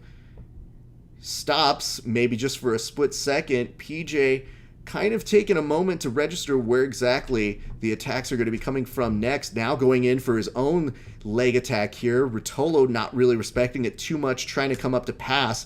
Rotolo kind of gripping the leg like he wants to do something with it. And I think PJ may be entertaining this more than he needs to. I said this in the past when it was Orchard and, Cody Steele, where I said, hey, man, if you've got an advantage, Orchard, I'd love to see you try and attack the legs here against Cody Steele. And it's one of those times where you saw, like, I think you were telling me, you're like, Orchard really doesn't want to play that game. It's not really his thing. And I said, can it be? Because Cody Steele is going to put a problem just in terms of pressure and the way he likes to roll. Yeah. And even with, like, Cade right now, like, Cade's doing a really good job at fighting off PJ's leg attacks. And as much as we, I don't want to say rag, but as much as we say Atos doesn't regularly practice that, I think that's maybe true for the most part with, most of their athletes. But, like, with Cade and Ty, like, I think they're pretty well versed at everything. Maybe not proficient in the execution of finishing, but at least awareness enough. Like, they look very, high IQ when it comes to the ground game. Well, I'm not too concerned with his ability to defend. Part of it is, I think, just instinctive kind of maneuvering for the two of these young kids. And I like the attack here, but PJ, I wish I could escape fucking omoplatas like that. Jesus. I would compliment them. I think a lot of it is instinctual for the kids. I'm not going to say like they're not getting it from Andre Galvao, but I'm also going to say like if you just watch the way they move, a lot of it seems like them just reacting the proper way to it and having a good IQ for this sort of a thing. I also want to bring this up, which is, when you do watch somebody like PJ and you see him playing with the leg here, that's how you kind of know, like, hey man, he could probably out-wrestle him. He could probably maybe even stand it back up, even though they had the get-down rule. But I think he seems to be wanting to give you a finish here. And also, one last thing.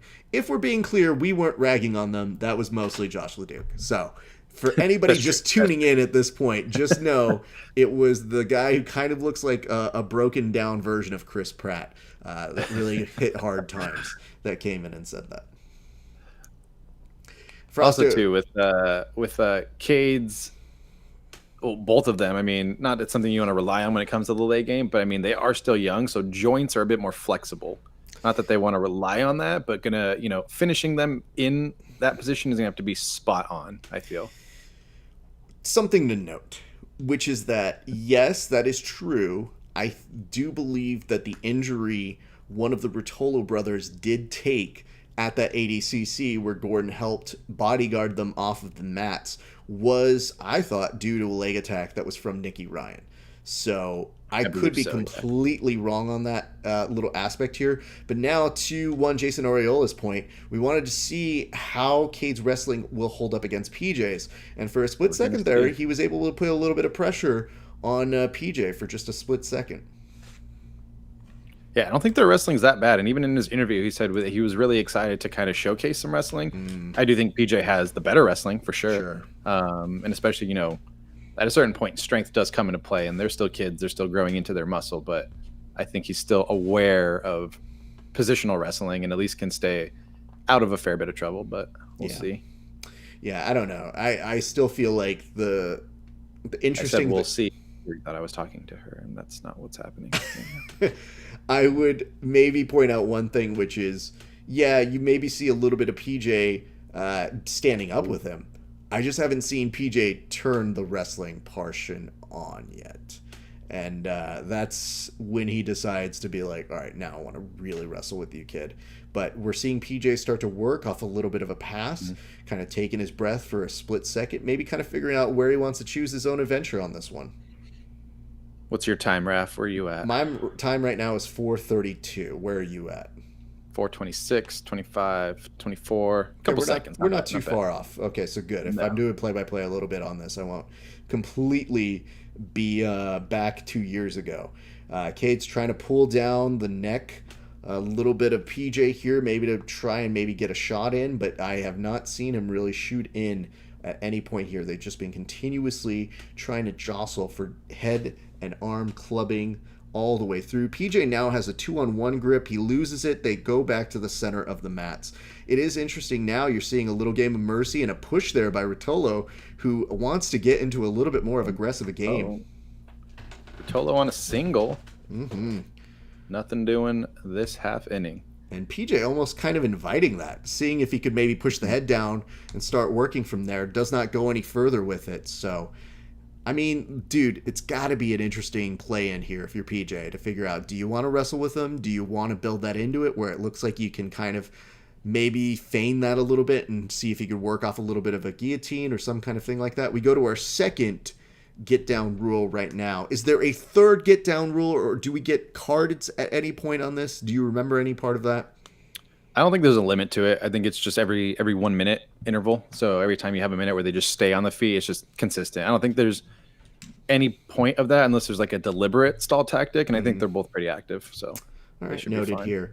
Again, with the double unders here, Cade Ruotolo holding on for dear life. He has some good butterfly hooks here. The question is, will he be able to get some elevation off of PJ? PJ holding his base. You do see just a little bit of him lifting off of the ground with the toes. Pushes it back. Ruotolo coming to swim in the legs a little bit more. Maybe this time trying to push him back. I wonder if he will opt to maybe going to a different guard here. He pulls down with one hook here. Nothing doing. Got PJ a body now. Lock on him.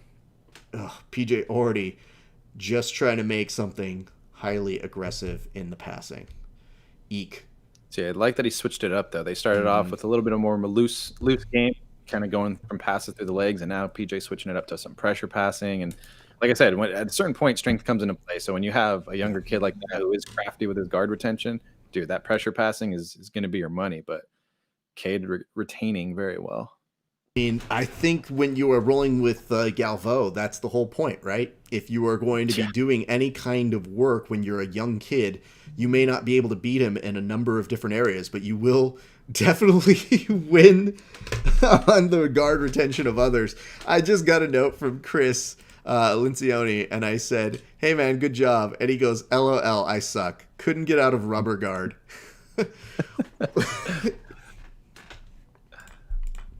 0 slaps thus far as well. Well, you still... Nice. Oh, Excellent work there. Just a nice reversal by PJ. Now, Cade, start to work maybe just the Atos version of rubber guard here. Do they call it? I don't know what's happening. Do you call that the Hubber guard right there? Oh, wow. Oh, wow. Indeed. No way. Did you see what PJ said to him? What did he say? How'd you do that, or what did he say? I could read his lips. He said, that was tricky. Well, let me go back and see. I'm going to do a replay for myself. I'm going back 10 seconds. Talk about the flexibility. You were mentioning it looked that. like it was putting pressure on him, but it's almost I didn't like think that much. No arm, or what is that? That no arm triangle sort of mechanic here. He has the mechanics there. I want to see it. I'm going to go ahead and pull it on. Josh is going to be very disappointed. Still shot here. I don't know. I think Josh got some respect for the Rotolo twins just by watching one of them do well here tonight. But I want to put this up just so people, if you didn't order it or you aren't watching it, or maybe you're just passing by on the Instagram, I'm sorry, not the Instagram, but on any of our social media platforms, just to see why we're not necessarily as much shocked as we are highly impressed. Look at the positioning here. Now, Frosto, now that I have a shot here, I'm going to see if I can picture you so that maybe you can tell us what the fuck you think is happening here. But if you can walk us through what you think is happening, have at.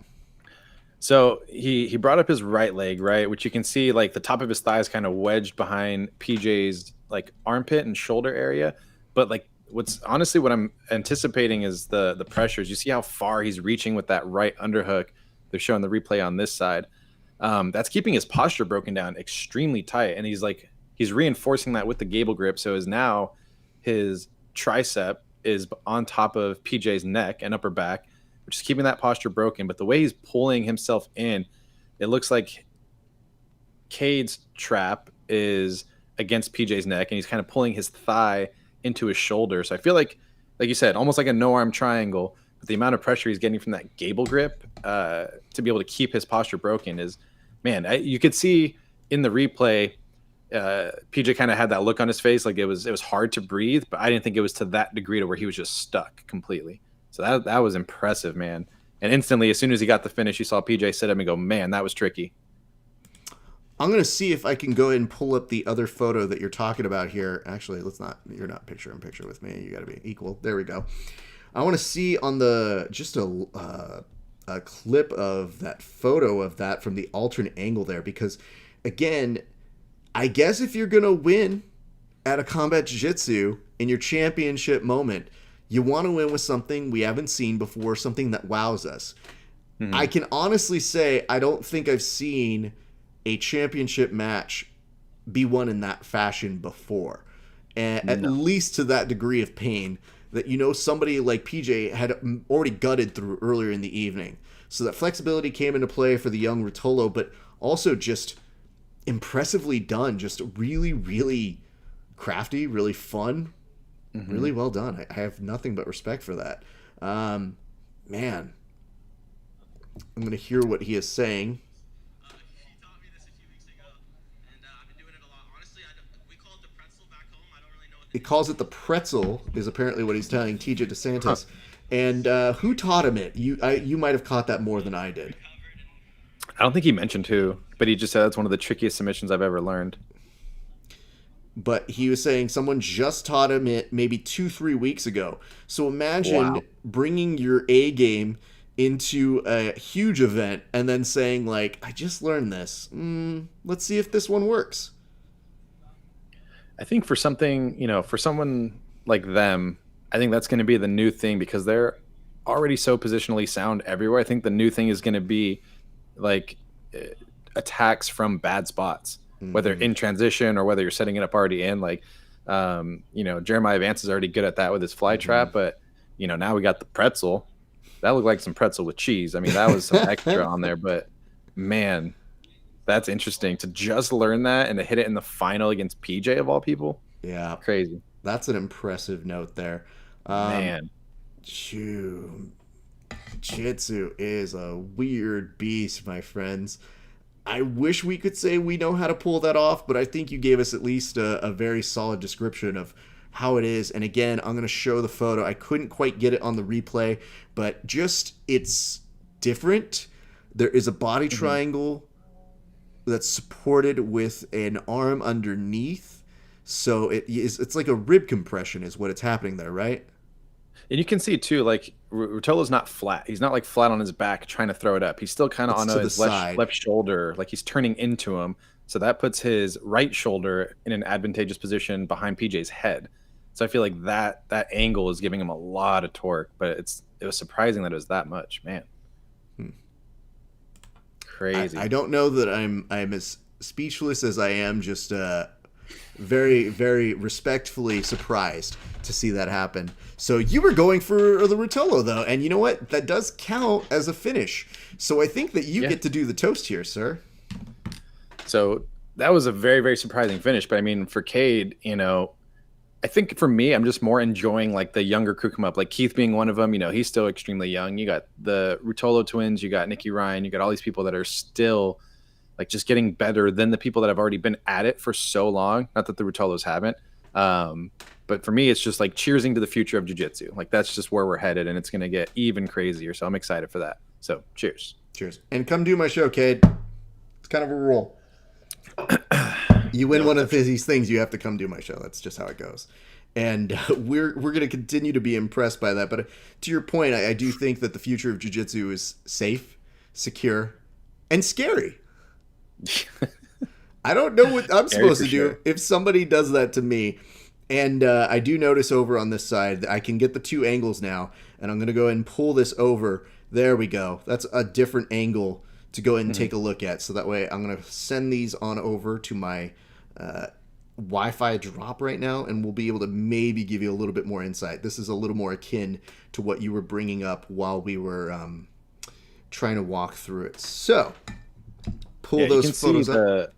The look on PJ's face, it looked like, I mean, his face was starting to turn red a little bit. Like it looked like there was some pressure there. But then when you said rib compression, it's hard to tell where it's really coming from. Like that's interesting. I mean, I was going off of that first photo that we kind of saw, but now that I have a different angle, let's put this one up here right now. So look, here it's clasping around. So it's not even fully around the body. Not around the body, but look how deep his right arm is. I mean, he's elbow deep in there to where his armpit is like right on top of PJ's head and neck. I could see that being painful. I'm just curious where, if it is a choke or not. Again, it could still be the compression of it. I'm going to see if I have maybe one more look in a similar fashion here. I mean, I have to say, that's about the look I think I would have if I was trying to get a submission on with somebody. I think that would be me going like, am I getting it? Yeah, it's over the back of the head. It's kind of compressing, pulling that down, and thinking about if you're going to try and get up out of it, you're really going to have to face both the arm and the leg pressure there. The triangle around probably trapping the arm over on the left-hand side, and then the carrying down of the weight, which means if you're going to see any kind of escape from one PJ Barch, you're going to have to lift an entire human being. So, doesn't sound like fun. 0 out of 10 stars, would not recommend to do it. But here's the other caption kind of photo that I at least was able to get of it, just so that you guys see it from all angles. Look at that. If you see it over from that direction there, PJ's arm is still just kind of wrapped around with what normally would be good pressure. Most people would feel very comfortable in that position if they were on top. So, yeah. Think about all the mechanics you would about for a guillotine and a triangle coming together to make a nice little sandwich, and a sandwich of death, as I think we should call it. So it's maybe not a pretzel, but if I could call it a sandwich of death and make that be a trending thing, I'll go ahead and lend out the license of that. You just got to pick out your favorite sandwich and like make that the one. You know, what does it have more of on your sandwich? It's gonna be like what? Some kind of Reuben sandwich. Hold the Reuben is gonna be what it'll be. But well, listen, dude, we've been doing some great things all the way through. I obviously want to give you some time to plug your stuff. I just got to do a quick couple looks as we start to close this thing on out. But do you have anybody that really spoke to you? Do you have a person that you looked at tonight that you said, aside from Cade, because obviously we just spent 10 minutes on that, but who impressed you here tonight? I mean, honestly, all of the seeds that we, kind of anticipated to make it to the finals, that everyone impressed me, and even more so just in like specific manners. I think PJ's control from that position, from the back, and his ability to get there so quickly, because he was there for almost the full 10 minutes, like maybe 6 or 7 of those. He was on the back. So I was really impressed with that. We already know how good Nate is, but from his first 2 matches leading up into PJ, I mean, I think the quickness of it, he likes to move fast, and his transitions, moving from position to position is so quick and so sound, that I think that puts more people on notice in a different manner. I think we know how good he is overall, but I think the speed at which he was able to work tonight was different than we've seen in the past. Let's see, Derek Rayfield, man, I would love to see him in a full tournament. That would be fun. Like had he been in this tournament tonight, we could have had a whole new outlook. Like him versus Cade, who knows how that could have gone? That could have been very, very interesting. So I'd say Derek is who I'm most excited for, to see, kind of move up. He's done a lot of special matches, but I don't think he's been in any of the full tournaments yet. So I think seeing him in one would be exciting, and he's got my money. I would say so too. And I mean, you already mentioned Keith, you mentioned Derek as being those nice leaders of 10 League coming up very nicely. But man, just all over the place. We saw some good stuff. We hope the best to our good friend Bobby. Bobby is always a very nice individual, and I hate when sciatica comes up, because I feel my old age and every part of my injuries when I hear someone say sciatica, and I go, oh, I just had a pain shoot through my own back on that. Fuck that noise. Yeah, I hope he's good. But we'll see, obviously, more out of him in the future. But we've been very impressed with the folks that we were able to see here tonight. Obviously, you will be in the Mexico come, what is this, December 20th. Very happy for you. Plug your shit, man. Where can the people find you? And if they were looking to see your stuff, where would they find it? So if you just go on like my Instagram, at Mike Frosto, you can find me there. I don't post too much on there as far as video stuff related. But if you go to my YouTube, I have some videos on there, which is Frosto Creative, and then just intermittently splice throughout all this stuff. A lot of the combat jiu-jitsu stuff. I work with all these guys like Manny and Michael Plasters on different videos for the promos and stuff like that. But, if you want to check me out on my Instagram, you can find me there. And then I'm trying to get towards adding more work on there so that people can kind of see some video stuff and photos and things like that. So once I go to Mexico for this one, I'm going to have a lot to share in the lead up to that. And then also, just kind of going over there, arriving, setting up, and getting situated with that. So it's going to be fun. I'm excited for that matchup. And to have the females out there too. That's going to be cool. There's going to be a lot of good matchups. I'm excited for Rachel Cummins. There's a couple matchups. Once we see the brackets, I'll have a better idea, but a lot of good athletes in there. So we'll see. I forgot, like, at a certain point yesterday, we were on air, and somebody just asked me while I was on air, they go, "Hey, Raph, who do you think is going to win combat jiu-jitsu?" And I go, "I'm on air. I don't know." And then I immediately thought about it. I go, "Wait, did they release the brackets?" And they go, "Yeah." And I look down and I go, "Oh, fuck." And yesterday, lo and behold, who was my final four? Nate, PJ, Cade, Jordan. And that's what you ended up seeing here tonight. And you have to say, even though Jordan made a silly mistake with Cade, you learned very quickly it wasn't by anything fancy. It was by something that he read, and he was able to make it a very, very big problem for Jordan in a way that a lot of people would have seen Jordan have the advantage in this format, this style. And Cade made it his own. So I think that is the story of the day. Well, Michael Frosto, I appreciate you. I'm glad we were able to make this come on through, dude. It is always good to see you. I'm going to do a quick little toast to you. Congrats and cheers to you, sir. It's always good to catch up. And, this is forced French. No. You know what? I'm going to put the camera on me so that way people can't even see it. Boom. See? Oh, no, it came back in. Beautiful. It makes it seem like you're watching something on ESPN, and I just don't know that people are ready for that on this program, but I guess that is something that's good. So cheers to you, sir. It is good to see you. Why don't you stick around? Yeah.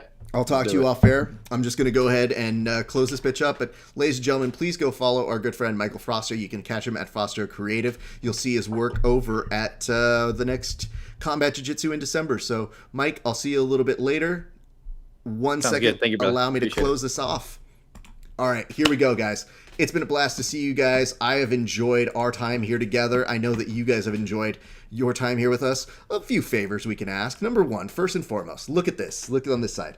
Give us a follow at all of these different places. We're talking Facebook, YouTube, Instagram, Twitter, Twitch. I went out of order, I realize here. Periscope, because I always forget which one that is. And then you've got Apple Podcasts and Spotify. We are going to reach out to Cade Rotolo. Hopefully he comes through. We have a long-established tradition of interviewing everybody who wins on the Combat Jiu-Jitsu, and if we were there, we'd do it in person, but we'll see if we can grab him in because we'd love to talk about his experience of winning this tournament, and he seems eager to talk about this really cool position, so we will do that. We'll have another episode of Grappling Hour. I don't know exactly when this week. It'll depend on when Cade's schedule, if he is available. But we have a brand new episode of Verbal Tap that's coming out later tonight. And guess who we interview? Yeah, that's right. Richie Boogeyman Martinez for the beginning, the season premiere of Season 9. Yeah, you heard me right. Season 9 of Verbal Tap. We are the longest running... Oop, I think I knocked something over. Well, that's probably a way that you know I'm probably talking too much shit about how good we are. But we are the longest running topical BJJ weekly podcast, and we're always glad to be giving you guys good content. We'll see you back here on Saturday at the very least for a brand new fight companion, so do not miss out. You guys are a blast. It has been a great day for grappling. My name is Rafa Sparza. We'll see you back on the mats eventually.